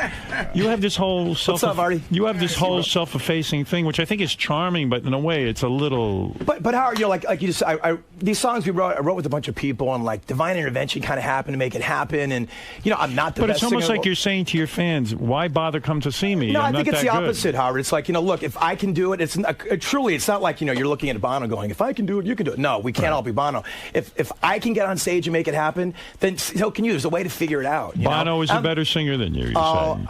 It's close, Howard. It's really Bono. I wouldn't even be in the same room with the guy, you know. But no one's had more fun than me, Howard. You know. And listen, we've been able to craft a few songs. I'm very proud of that. You know, you were just listening to Flying every morning, and those aren't easy to write. No. If they were, we'd all do it, and we can't all write psychedelic B. You know. No, when you write a hit song, it's a big deal. It's amazing. And you still hear these songs on the radio, and it's a lot of fun, and it's why we're. Hey, Robin. It's why Speaking of psychedelic B, Mark put it out on some album. The song I wrote in 6th grade that he recorded. That's right. I got a check for $6,000 the other day. Really? Yeah. Did you really? I did for my music. I can't believe it. It's long overdue, Howard. You know? I mean, I remember when we were. That was my in lawyer came here. He goes, "You can hear $6,000." I go, "What? For what?" Residuals. He goes, Did you write a song? He goes, "For your songwriting." I go, "I wrote a song." He goes, "That crap you wrote in 6th grade that Mark McGrath made into a song." You did it, the lyrics and the music. Yeah. So right? why, if your parents said to you, "Look, don't become a singer. No. You have to go to college." They made you graduate college, and they said, then when you graduate college... That's the key caveat right there. You can do whatever you want. My mom and dad literally said, "Mark, we don't care what you do. We're supportive." And they always have been. They said, just get that college degree. Right. You know, I'm like, okay. So I went to University of Southern California. I majored in communications. I looked around the room, and I saw Rodney Peete, Willie McGinnis. I'm like, this is the major for me. You know, I'll be doing this one. And so I got that degree on a Saturday. And next Sunday, I was in my mom's garage with the band I'm currently in now with the same dudes. And I go, you guys said if I got that degree. And they held their word, and they've been very supportive. So they sort of had to deal with me. Were you scared in the beginning after you graduated college, and now you were banking on this band to make it? Were you really scared? Seeing how you think you can't sing and all this, were you scared you weren't going to make it? You know, banking on being a rock star in a band, that was a long shot. But I just wanted to do it and give it a shot, you know. But I never thought it could happen. And that's why we're still doing it. We play music because we love to play music. You know, it's like, it's a pretty fucking good job to have, man. It's a real good job to have. Traveling on a bus. I mean, the hysteria of the 90s is gone, Howard, and like the chicks and the cover of Rolling Stone and all that stuff. That was amazing. It was a lot of fun. But now what we have left is playing music and the songs people enjoy. You know? But Gary just went to one of your shows, and he even said, there's no cougars in your audience. It's young, hot chicks. Oh, I don't know. And you have a confusing life because, A, you're very handsome. B, you're a rock star. C, you've been engaged to the same woman for 15 years, on and off, kind of. On and off? What do you do, take the ring off? Well, because he bangs hot chicks. I mean, he does. Well, Howard, engaged, we've never been engaged. What we've had a long-term... Karen. Well, last chick I brought here, she married one of your staff. Remember that? That's back in '94? Yes, that's true. But I'm afraid to bring anybody here. Yeah. So I've been seeing her off and on for about 15 years. And, you know, we've lived this incredible life. And, you know, to make it work, we've had to make certain concessions, let's say. In other words, she accepts the fact that on occasion you are going to be with another girl. I don't know if she accepts it. It's not implied, and it's certainly not explicit. But there's been a sort of an understanding. And by the way, it goes both ways. It does. She's been with other guys? She probably has. She's had boyfriends and all that. So we've split up for times and like been apart. But we're at a point now where I'm 41 years old. Right. Okay. This institution of marriage, is having kids, it all sort of appeals to me right now. So the irony of the whole thing is, Howard, is that, you know, you had Scott Baio in here a year ago to do the 45 and single show. Yeah. Well, guess who's taking over that mantle and start filming a reality show like my man Artie over here? Well, it can be a little frightening as you get older to keep living that lifestyle. Like at some point, like maybe you got to look around and say, maybe I've got a good thing here with Karen. You know what? I like waking up next to her, Howard. You know what I mean? I know it sounds cheesy, but I like watching King of Queens reruns with her. So when I read in the gossip rags, like in 2005, you banged Pamela Anderson, which was a big deal to me. And to me too. It was a big score. No, I didn't. I don't just want to didn't even bang say her. score. Howard, you were with I know her. the rules of the show. I know the Right. Jerry O'Connell rules. I know how it works, man. Right. You know what I'm saying? Right. You lay it out there, and this is the place to do it. And I love you guys, and you're responsible for my career. I'd love to say that was true. It's just not true. You were. I was never at a place. Never went out for takeout food in Malibu. And by the way, a rumor like that, I'm not squashing a rumor. That's killer. Are you kidding me? It makes it hard when you're dating Karin on and off, and then she reads that you just banged Pamela Anderson. It makes does it a make tough hard. 10-minute conversation. It certainly All right, does. so you're saying I'm barking up the wrong tree with Pamela Anderson? Yes, you are, definitely. All right, hold on. I mean, I'll I'm see friends if with Kid Rock. He's my friend forever, so that didn't happen. All right, so that never happened. All right, but let me see here. Wait, I'll find some girls you banged here. So, okay, when you were banging Jordana Brewster, who Never is- banged her either. Well, never. You dated her. I didn't date. I had one makeout night and on New Year's Eve. You know. So when you were making out with her, Yeah. it gets back to Karin. It does, but like we weren't really going out at that point. So it sounds bad, but like in retrospect, it was part of the whole just landscape of my incredible lame life. It was your on and off kind of. Yeah, and that anything you see there, Howard, we were off. But when you hooked up with right, no, okay. Let me bring up someone that is pretty much a given that you banged. All right, Paris Hilton, and I know you did. All right, man. Okay, all right. So you did. All right. I may have. All right. All right. All right. Does Karin call? Fucking trouble. Does Karin call you up after because Paris Hilton? I think is a gorgeous girl. Paris is lovely. She's cool. She's really cool, and her whole thing. She knows what she's doing, and we've had this conversation before. What do you mean she knows what she's doing? You mean sexually? In all ways. I mean, she knows the image she's putting out there and that type of thing. You know what I'm saying? You're saying she's smarter than what we see. In other words, she knows. She's self-aware. Yeah. Forrest Gregg, remember him? Yeah. He wasn't always drunk, you know what I'm saying? Right. Yeah. But are you saying... Was that an old Bob Hope roast reference? Yeah, I mean, you can't believe this. What's wrong with me? No, but what you're saying is that... Okay, you meet Paris Hilton, and everyone thinks she's a bimbo, and everyone goofs on her and stuff. And it probably goes through your head, you go, hey, wait a second. I can't be with Paris Hilton. I mean, I just can't be. But you meet her and you find her charming. She's charming. She's lovely. And she just... What, you're hanging out one night? You're at a bar? Just one of those deals, yeah. Right. You hang out at the bar, you do this. And she eyeballs you right away. Oh, boy, there's the guy. Yeah. Sugar Ray. Yeah, this was a long time ago. No, understood. Yeah. So I just want to the details understand. a little, you know me, I'm Irish. I like to have a few. Right. And so, the Bushmills was talking that evening, so... But why not hook up with her permanently? Seriously, would it be embarrassing to you to be with her? No, I think she's great. I have no problem with her at all. It just didn't pan out that way. You know what I'm saying? How does it end? Like, in other words, it's just a one-nighter? The good thing about Paris, she's not really looking for that long-term thing either. Yeah. But is it a one-nighter with her? Yeah. That was it? One night, done.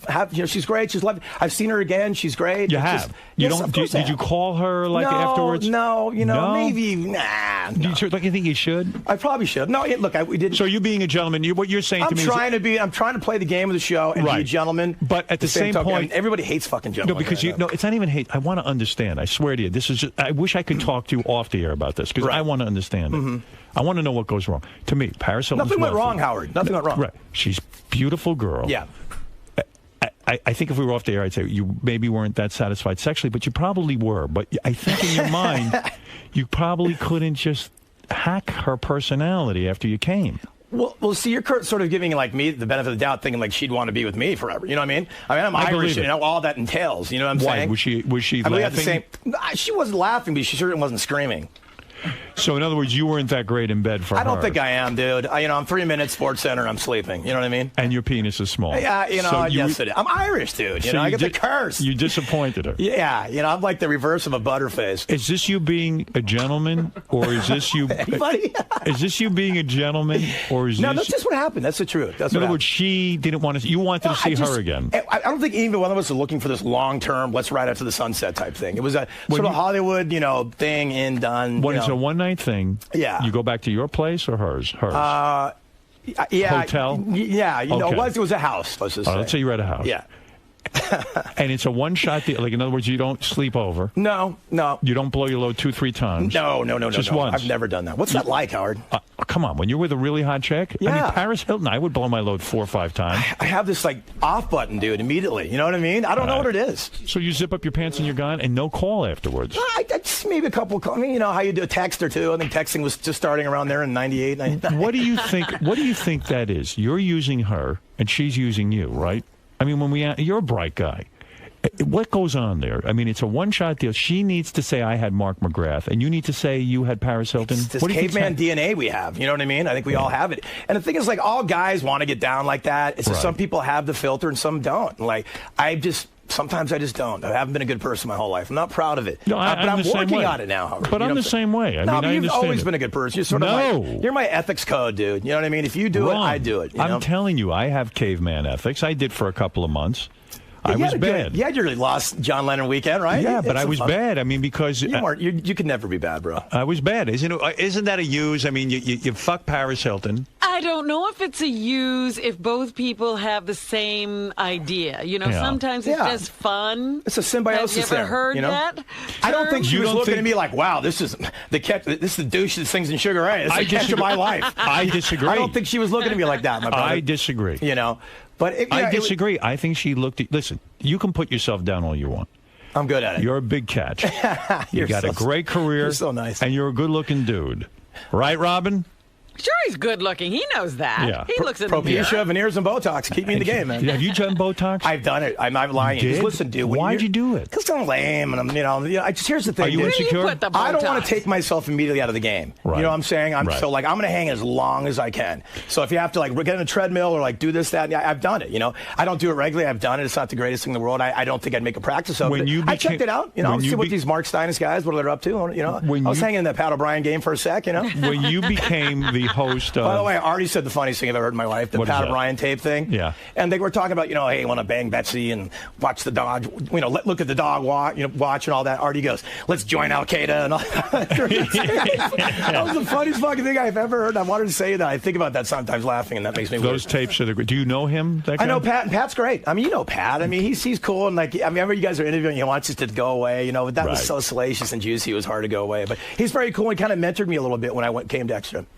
So you took over his job? No, I didn't take over his job. He was just, that's a very competitive world, entertainment news world. But he was very kind to me and he's a big music fan. He wanted to see me succeed. So Pat, I have nothing but love for Pat O'Brien. I was shocked when you got the job at Extra because I didn't really think of you as a host of someone who would host a gossip show. I thought of you as a rock guy. I didn't either. But what's funny, Howard, is like people, we weren't in I wasn't in the White Stripes or Nirvana. You know what I'm saying? I mean, if Eddie Vedder started hosting Extra, I think it would be fucking weird, But a lot of people thought it was weird because although you don't see yourself that way, we see you as a rock and roll guy. So it was sort of jarring to see you now hosting a thing. And almost like a come down, right? From rock star to news reporter. And by the way, let's just say this, you guys. I didn't leave at the peak of the Sugar Ray stardom. Like we weren't just coming off a 10 million selling record. Like Mark McGrath shocks the rock world. It might have been more out of necessity as opposed to like, let's try a new career. But it was a weird move for the band because it meant you weren't going to be available. Well, the irony, Howard, is that they have kids and stuff, and they wanted to stop for a second. So like,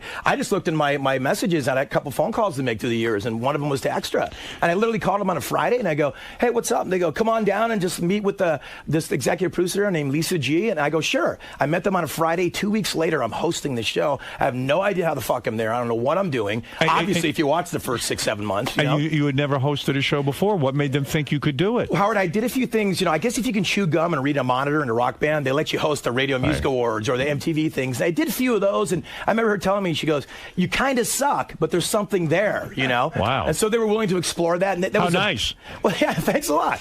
But it was. Is that why you felt the pressure to do the Botox? Now you're on TV every day. I'm vain. I'm vain like other dude, man. Did they say to you? It's embarrassing to admit that, you know what I'm saying, dude? But I gave it a shot. What did you see that you needed to work on? I was getting those weird, like, wrinkles and shit. In your forehead? I was on the cover of Spin magazine, and one of the comments on it was, and I read all the comments because I'm just a masochist, self-abuse guy, and it said, it looks like he has dental floss wrapped tightly around his forehead. And so Jim from Chesapeake Bay, thanks a lot for that one, man. So, well, I understand this. When I saw the movie Private Parts, and they had a lot of close-ups, I saw that my teeth were fucked up. I saw my nose was fucked up more than I even thought. And I got a little work done, so I understand this vanity. It even shocks me now that I got caught up in it. But you do, you're a human being, dude. And I love to be like, tough guy, fuck it, I don't care, man. But like, I'm being paid for something I don't understand why I'm being paid for. So I'm going to stay in the game somehow. Like, you're not paying me because I'm a great journalist. You know what I'm saying? I ain't going out there like getting the good stuff out of Jen Aniston. You know what I'm saying? Mike Wallace. Right. So there's a reason. You're a good-looking guy, and you want to maintain those good looks. I don't know what it is, but I'm going to keep whatever it is I'm bringing to the table as long as I can, because God's going to take it away soon enough. And And I did the bottom veneer thing too, man. Sure. Because I had my top veneers because I had these like weird meth teeth I had for 15 years. I had to get rid of. and then did you do a lot of meth? Yeah, I might have done a few back in the day. And then I saw my bottom veneers. I'm like, it looks like Ben Franklin's wooden teeth, like freaking people out. So I got my bottom veneers done, and then I speech impediment for a year and a half. Wow, because it's hard to learn to speak with those Of course. things. And right. then I remember the tsunami came for Sports Illustrated, sexy supermodel tsunami, and I was like, oh my God, I'm quitting. I'm quitting. I can't do this anymore, you know? Yeah, it's tough because that's not your chosen field, and now all of a sudden you're being evaluated on a whole different level. And publicly, too. You know, like I'd go to 7-Eleven, like, and 6 months later, I'd get a case of beer, and this dude would go like, hey, man, you kind of sucked when you started, but you're getting better, man. And, like, for some reason, I just, fuck with me on my head. Go ahead, tell me how, shitty I am. In a way, isn't your fame greater when you host Access Hollywood as opposed to being a rock star even? Well, I really enjoyed hosting the show there, and the people were great, man. But Were you fired? I wasn't. The irony is, I wasn't fired. I was asked to do more, and I didn't want to do that. I didn't feel qualified. Is that true? Oh, it's absolutely true. I feel like they gave you the bounce and hired this Mario Lopez. Mario's great. Mario's born to do it. He's good at what he does, and he'll fucking kick your ass, by the way. That guy's a bot. He's gnarly. He's really good at what he does. I'm not really born to do that. I don't know what the hell I'm born to do. Do you feel you were pushed out in any way? A little bit. Yeah, a little bit. I mean, they wanted to change the sort of scope of it. Look at, the ratings were going down. The entertainment news genre in general sort of circling the drain because of the internet. Similar to what happened in the record industry. You have TMZ, Perez Hilton hitting things at 7 in the morning, unchecked and salacious. So the ratings started to go down. They started to go down. They did what they had to do to make a shuffle and a change, and now Mario's kind of like, he's great. He does it really well. But they told me, listen, Mark, if you want to stay here. So they brought in a younger stud. And it was your worst fear because that's why he was doing the you Botox. were Botoxing. You think I had self-esteem issues before? I got replaced by AC Slater. Dude. Exactly. You know what I'm saying? Was it a real? Let's be real. Was it a bit of a blow to the ego? You know me. I'm just like this manic flow from just panic guy. Maybe that's why you want to get married now. You see it all. Maybe it is. It's all making sense to me. I got nothing left, man. Why not get married, right? Right. But I was there for 4 years, Howard. I thought I'd be there 6 months, so I was sort of ready to go. And what the conversation to me was, listen, Mark, you need to do more. You need to go out 7 days a week. You need to 24/7 on the weekends. And I didn't want to do that. And like they wanted me to do live shots on Larry King and talk about Paul Newman and his cancer. And I'm like, right. I'm out. Yeah. I'm going to protect everybody else. I'm not professional enough to do that. Right. It's not cool. No, but there was sort of a phasing out as well. I mean, I think they knew by saying now to be like later. You know what I mean? So the job was paying about $500,000 a year. More than that, man. Really? The job was good to me, man. I didn't. It was nice. It started out at $500,000 a year. I know that. That was the first year's salary. How do you know that? I know. Believe me. How do you everything. know that? I know you salaries. Know Listen, I negotiate. You're right. You know more than anybody. Yeah. So it started out as a $500,000 a year job. Mm-hmm. By year 4, year 3, and now you're a success at it. It was getting close to 7 figures. No kidding. Yeah, and listen, it was like the most mellow job in the world. I went there and went, hey, Lindsay Lohan was out last night at Hyde, and it was great. It was fun. It was a great job. I love the people. What was your schedule like? How long does it take to work? 8 to 2. 8 in the morning. Yeah, 8 till to 2. 2. Yeah, really? It was long? Great. Yeah, and you did some things on the weekends and the award shows and things like that. But it was mellow. It was great. And I'll tell you this. And they pay almost $1 million a year for that. At the end, they were. Yeah, it was nice. In the entertainment news world, man, I'm telling you, these guys kind of get a bad rap because it's kind of like surrounded by a layer of Velveeta cheese, which is well deserved. It is sort of entertainment and fun and kooky. But these guys are some of those hardworking professional people I've ever met in my life. You show up at 6 o'clock in the morning. There's no show, Howard. And 4 hours later, there's a show they put out every day. No, it's impressive. It is impressive. And I feel like now that I've been in the inner workings, I see how it works, and I think they should get the credit they deserve. And they're almost too professional for me. I'm like, God damn, you guys are working too hard. But man. Did you ever feel bad when they would cover some people in show business and stuff, and they would take glee in their tragedy, like a celebrity divorce or something I like would that? if it was Glee, Howard, but no one. They didn't. It was done classy. There was a class to what they did there in entertainment news. It wasn't so They weren't bad. getting off on people's depression or misfortune. You know what I mean? Right. I couldn't handle that. I couldn't. I wasn't raised that way. You'd be out of that. I would have been done, yeah. Right.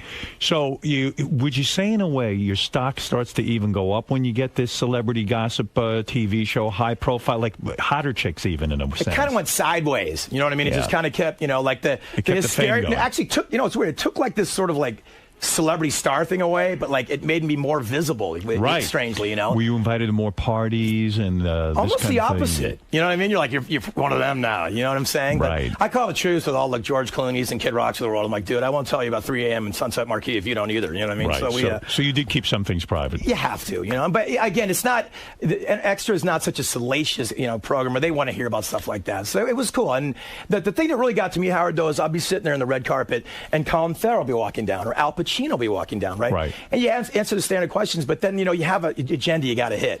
And when you see Al Pacino walking down the red carpet and you have to ask him a question about what he thinks about Britney Spears and the latest Kevin, right. You it feel makes like a your, douchebag. It makes your insides wrap around your insides. Yeah. You know? And you were the guy who would be on the red carpet before as the celebrity walking down, and now all of a sudden they're asking you to work the red carpet, and it's weird, right? That I never had a problem with because, Howard, I never really thought of myself like that, but it was just it would not bother me, just like getting information on people they didn't want to talk about. That was rough, Yeah. Asking Colin Farrell about his beauty tips. He's like, dude, we just had a beer the other day. What are you talking about? So you're not banging any other chicks now? No. I'm really trying to get this thing together. I really, and I never thought I'd do it on VH1. And the irony of this thing, this is real life happening to me. And like Jason Hervey and Scott Baio, came to me with the idea. I go, listen, we have this franchise.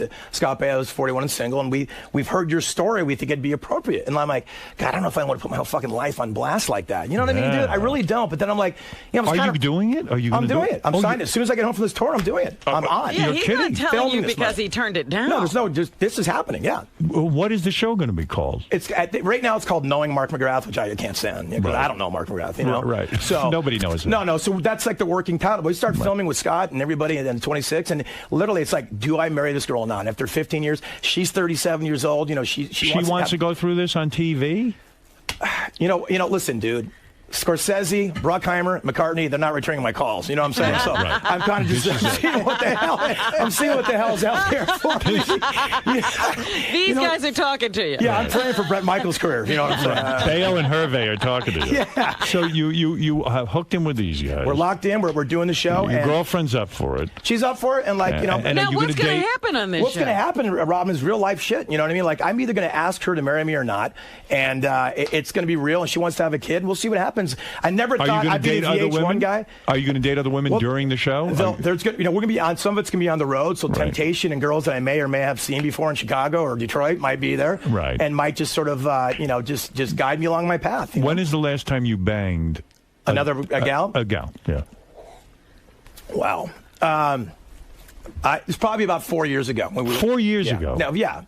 Oh, it's been a while. It was probably Paris I've settled Hilton. down. No, it wasn't Paris Hilton, but I've settled down a lot, and this is why I'm kind of doing the show now. Is she good in bed, Paris Hilton? She is. I'm not going to lie. I mean, I'd love to say no, but yes. Why wouldn't she knows what her feminine wiles are all intact. She knows what the hell she's doing. And she's sexy. Have you seen her? Yeah. There's nothing wong with her, dude. I would bang her. Yeah, I know you would. And I would give it to her about as good as you did. And then she wouldn't return your calls either, right? You use a condom or you went in bareback? Condom. What? What do you mean, what? Oh, are you telling the truth? Why would I lie about that, Howard? That's a lie. That's not a lie. I can look at you and know you're lying. Why do you say? Because my forehead's not moving? Your forehead is completely wrinkle-free right now. That's how I know. No, of course, man. Safe sex, my brother. Yeah. Wow. All right. Okay, good. All right. Now, listen.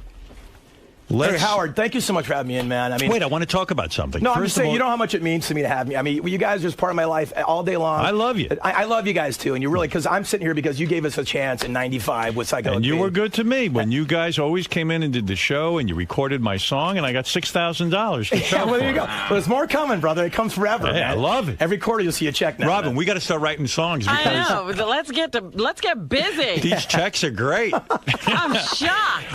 Every quarter, Howard, I go to my boss and I forget. You get this check. You're like, wow, teacher's salary, killer. Yeah, if I get $6,000, you must be getting at least $7,000. Yeah, but no, I imagine what Tom Cruise gets in residuals from movies. So I imagine what you get from Private Parts, right? Or what Artie gets from all the shit he's done. I mean, what does Tom Cruise get every quarter? It must be wild. Like $10 million? I always say here, I was lucky enough to be in the movie Elf. Oh yeah. At Christmas they have marathons of it, so it's like getting a Christmas bonus every year. And you forget, fucking believable. And you forget, you're like, wow, $50,000. right. You forget. You're like, oh, Jesus Christ. It's like found money. You put out an album. The album is a new album, right? Yeah, I wrote a new album. It came out in July 21st. Music for Cougars. Music for Cougars, even though Gary says your music is not for Cougars. Well, it's funny. That title's not meant to be literal. There's a little bit of irony there, and people are calling me to be like the spokesman for Cougar Nation and stuff. I'm like, dude, I'm 41 years old. No Cougars are checking for this saggy ass anymore. You know what I'm saying? Well, come on. No, but I mean it though, and that's the irony of it. But I think our fans have kind of grown up with us, and I imagine some are our age. So it's a tongue-in-cheek title, obviously. All right. So the new single is called "Girls Were Made to Love." Yes. I don't think you need to explain that. Girls Were Made to Love. What else do you need? Why did you write this song? Actually, it's a sample from Don Everly from the Everly Brothers, who wrote the song back in the day. And it came from the Gym Class Heroes guys. They had this track, and you've heard of that band, Gym Class Heroes, of course. And they didn't use the song. I guess they felt it was too poppy, so it got into our possession somehow. And I'm like, this is the greatest song ever. And when it's sort of like a rap track where you had the chorus was a sample. Yeah. And they're like, how do we build this? I don't rap. We got our bro Collie Buds to be on it. It was just amazing, like Justin Timberlake of dance hall artists. Right. Incredible. And we put it together and we figured it out. Now, what is this song? She's got the woohoo. Basically, it's about older cougar broads. That's the one cougar song. And actually, I was watching, I like all sort of cheesy reality shows. I love them all. Have you ever banged a cougar? When I say cougar, a woman Robin's age. You can do it now. Robin looks so beautiful. She transcends all that. Could he bang you now? He could have banged me at any time. He never tried. Yeah. Oh, yeah. She'll spread for you. I felt love from Robin back in the 90s. Not anymore, though. Because she's on to like Gyllenhaal and all those cats. No. She'll bang you right now. Pull your pants off. Robin, go in your little booth over there, and we'll wait for you guys to get done. I'm down. Don't even, seriously, I'll be part of the show. I don't know what you're so. Yeah, that Botox is working. She wants you. Wyclef Jean banged you in there. Remember that? Stop that. Well, no, he tried. I was listening. I heard. Do you, in other words, have you ever banged someone in their, let's say, 40s or 50s? No. No, I haven't. When I was like 21, I banged a chick who was like 35. Yeah. But the cougar term wasn't even like in effect back then, so it wasn't really part of the natural inertia of the earth. So you've never. This is only a fantasy. That's not really fantasy. I was watching the Orange County Housewives, because my life got no meaning, and I'm watching it, and there's a girl that always goes woohoo when something happens. Her name's Vicky. Some women make very annoying noises. They do when they get like a glass of wine, like. Yeah, you get very excited. I know. Which is grating. I watched this TV show, The Bachelorette, and this girl, every time she gets excited, she goes, woo, woo. And I go, what is that sound? Yeah. There's a certain group of women that make annoying noises. Like, let me think, like every one of them. No, I got to tell you. When women get excited, they get annoyed. I said to my wife, you don't make those annoying noises, thank God. Because I don't think I could be married to you. It's Howard, what did you think of the Billy Joel, Katie lead thing? What, being divorced? Yeah, how does that play in your whole world? I actually know them. I know this. That's why I'm asking you. It's probably not my I was at their wedding. I was getting you in the divorce. He was at your wedding. That's a funny thing because we've had Katie over the house a couple of times since the divorce, and I've spoken with Billy on the phone, and he called the other day, and I think he was checking in to see if we were still friends. And so bizarre. Yeah. That's right. And I know both of them, and I think they're great. I guess, in the beginning, they really were kind of doing a lot of stuff together. Billy went off on tour. She was doing her own thing. Yeah. She was not cheating on him. I know that for a fact. You would. She was not cheating on him. But I think the two of them just completely fell apart after a year. And I think it is the age difference, too.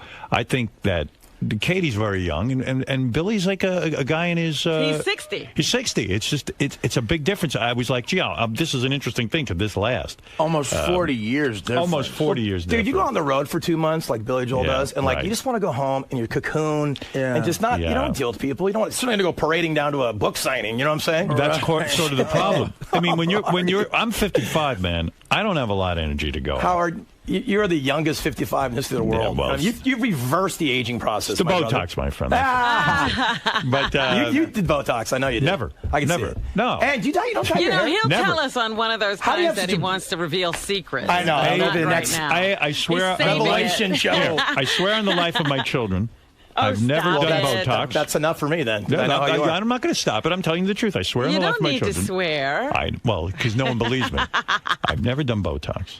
You don't need it. And I've never. Do you judge me for doing years ago, I put my blue in my hair or something. Something weird. You blew in. But I don't. I blew a load of my hair. But I don't dye my hair. But you can see. That's nice. But you can see there is gray in my hair, but not a lot.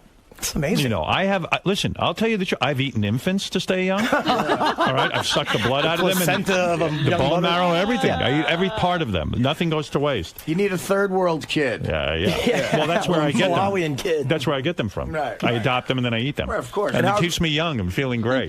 Most importantly, I'm here to ask, are you 13, 14 months out of here, 15? I mean, Yeah. Because, yeah, you are. Yeah. Okay, cool. Thank you. So you're breaking it right now with me? Cool. No, there you go. There it is. Now they'll hire you back. Yeah, call That makes extra. me sad, dude. No, I That don't makes know. me sad. I don't know. It makes me, Hollywood. it bums me out. You want to know something I don't know? I'll sit and I'll talk to the company and All I'll right. say to them, do you have anything in mind for me? If it sounds reasonable, and then I would do it. Okay. But I would first meet with Robin, Fred Artie, possibly Benji, and discuss it. And even, sit down and see how everybody else feels. Right. Think that's the way to go? It just would be a sad, sad, sad day. And I just want to take my... Not for me, it wouldn't. I know it wouldn't, but just for everybody who loves you, including myself. You made my career, man. Life would be... That's not true. Did you come on Paris Hilton's face? I did not. I'm too much a gentleman. You are a gentleman. Let her back. That's very nice. Take a few phone calls. By the way, the new album, the new Sugar Ray album is called Music for Cougars. It's in stores now. And for Sugar Ray tour dates, you go to sugarray.com. You'll have a great time if you go see the boys live. Thank you, Howard. They put on a great show. We'll be in Nashville tonight and New Orleans tomorrow. Where are you tonight? Nashville. Wild Horse Saloon. So you got to get on a plane and Oh, go yeah. to Nashville. Yeah, but anything for you guys, please. Doesn't freak you out to go fly that much? No. Does it freak you out? Who gets to be on the plane with you? You fly commercial or you I'm flying bareback solo. Solo? Yeah. You're not flying the plane. Oh, no.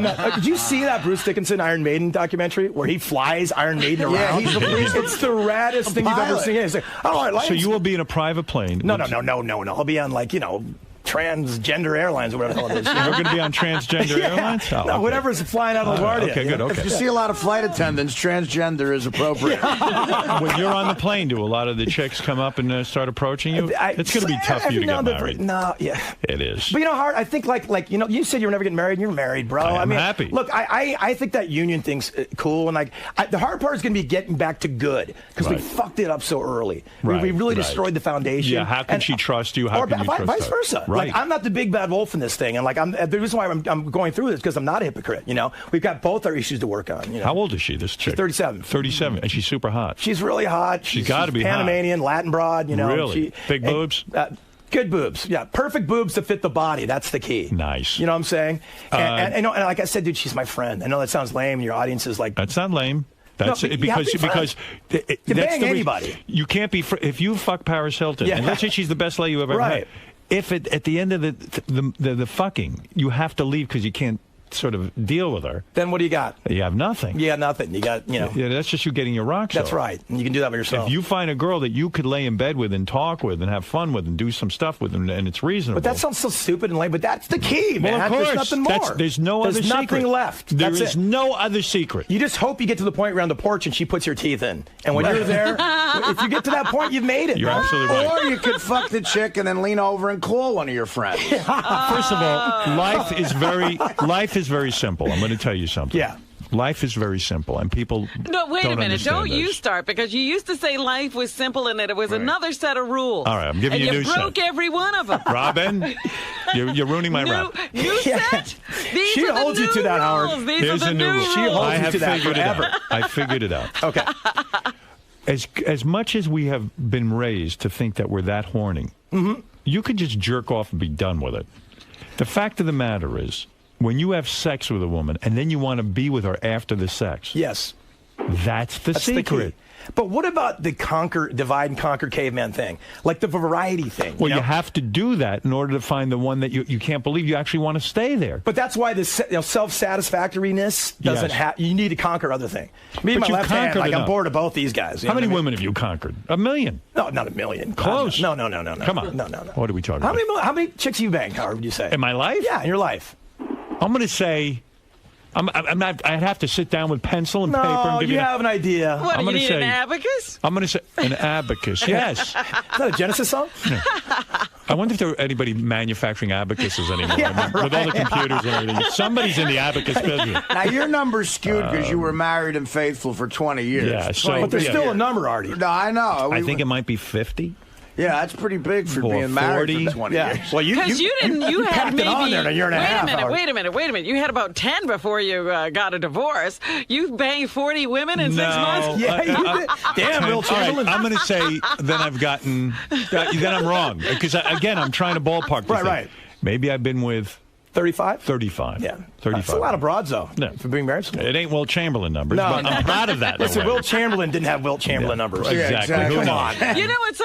We were doing the math on Wilt Chamberlain the other day, and that would have been like 3 women a day. 3 women a day That's right. for like 20 years straight. He had to have the flu every once in a while. He had to have a day off. Or he's certainly Jeff given the the flu. Drunk is on the air. For Jeff the great Drunk. Mark What's up, bro? McGrath, the star of Sugar Ray and the new album Music for Cougars. Jeff, go ahead, say hello and ask your question. What's up, Mark? What's up, Jeff? How you doing, bro? Good, how are you? I'm excellent, man. I wanted to ask you about Paris Hilton. Oh, God. Did she give a good blowjob or what? Not going to lie. She was looks good. like- Not going to lie, man. I saw her videotape. Knows what she's doing. Yeah, have you seen the video, man? Yeah. That was about the same era, too, when I got it. I would have.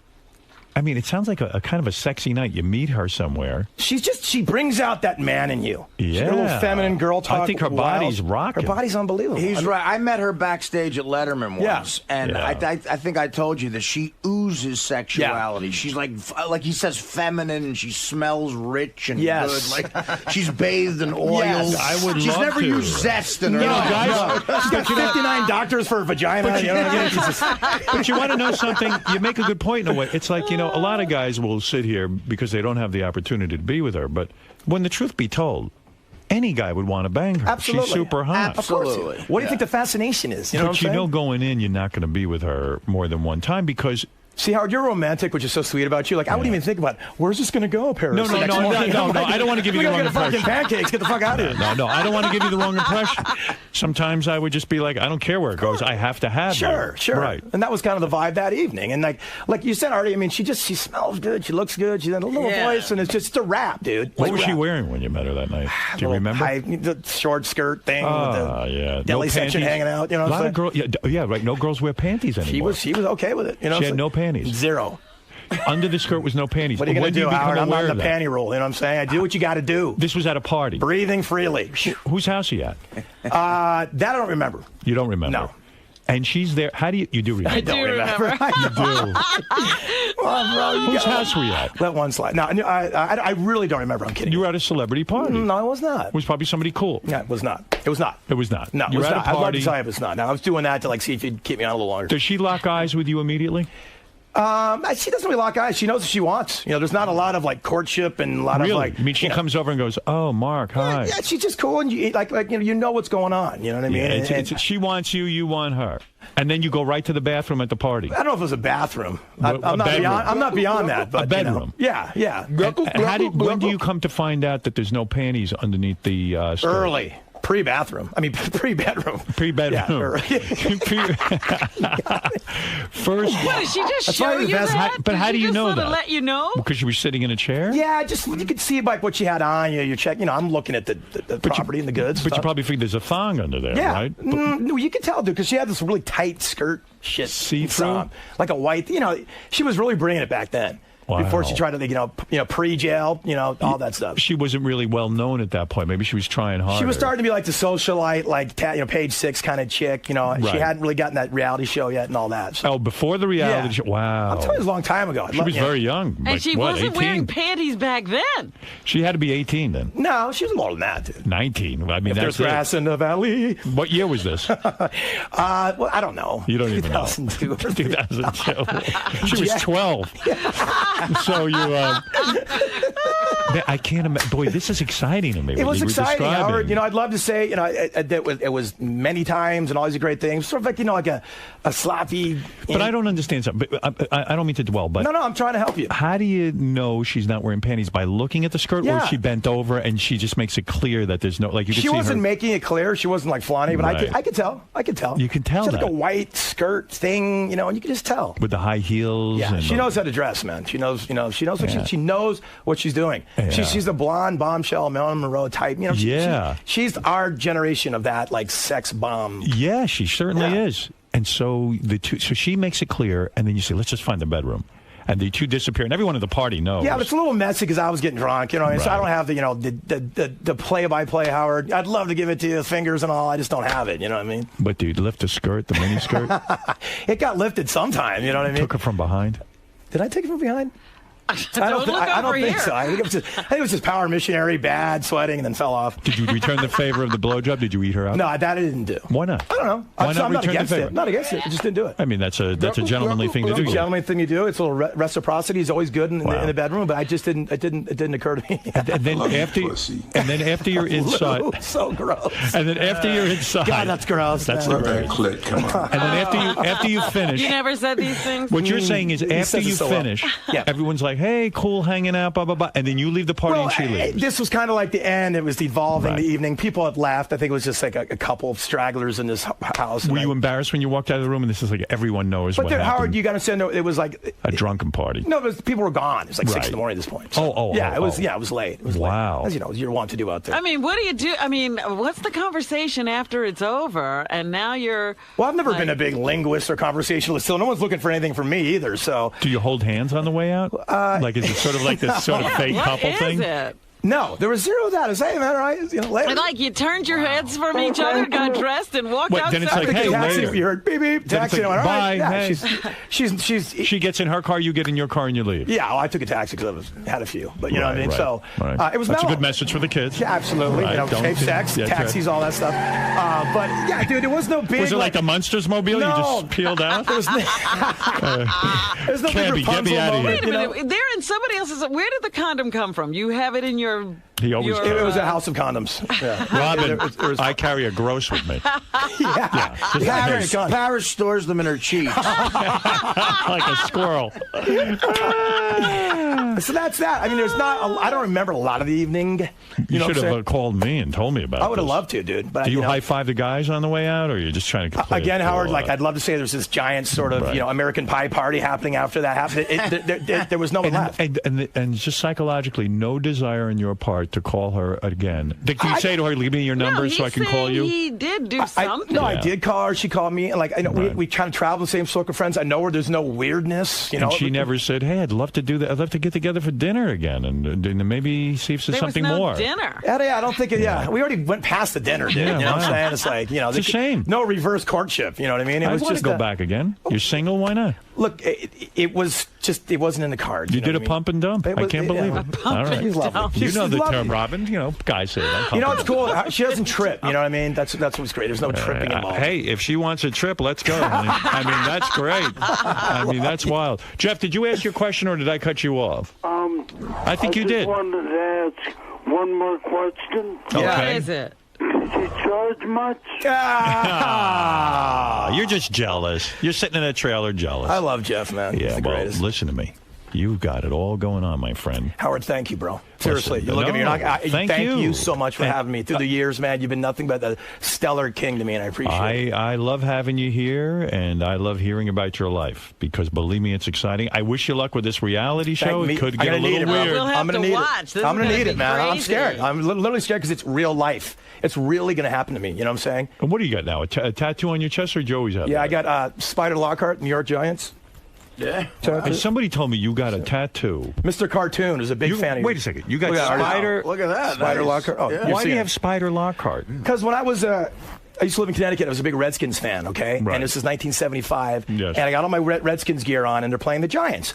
And I hear tackle by number 43, Spider Lockhart from the New York Giants. And I went, Mom, there's a guy named Spider in the world? That's the coolest fucking thing I ever heard. So I threw all my Redskins gear and I've been a Giants fan for 30 years. That's Yeah, I it. love the Giants too for Good some for reason. you. And then And you I've got all of my tattooed- back, and Mr. Cartoon from downtown LA does all my work, man. You can see like I got all this stuff. And Are you all running of out of it. ideas of what to tattoo?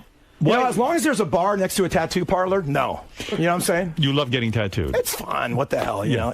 But how many do you have now, Howard? 1, 2, 3, 4. Would you ever get? Are you done? No, I would get more. Okay. I would go get some more. He doesn't have anything the size of some of the things you have. Well, I'm at the point now where I just like, there's you know, like I see things on TV like you know, Soupy Sales, and I liked him. I didn't get a Soupy Sales tattoo. Well, why not? Well, I'm dumb enough. I got a Rolex Mom, tattoo. there's somebody in the world named Soupy. You see No, that Rolex tattoo? that's the Rolex, the Rolex logo. Yeah, my friend bet me $100 20 years ago I wouldn't get Rolex tattooed on me. Yeah. I go, sure. And I go, guess how much the tattoo cost?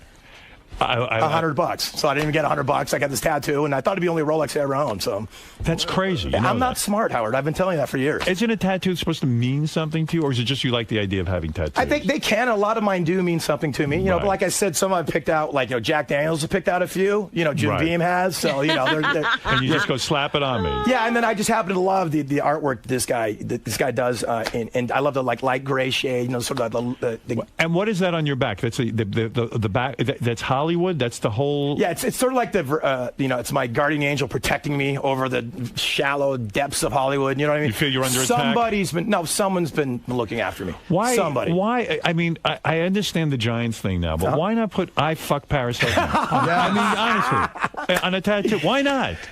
Let it mean something. Really, yeah, you know, no. I mean, why not? that's Why not? cool. That's a good one. Maybe right here in my Botox forehead. All right, listen to me.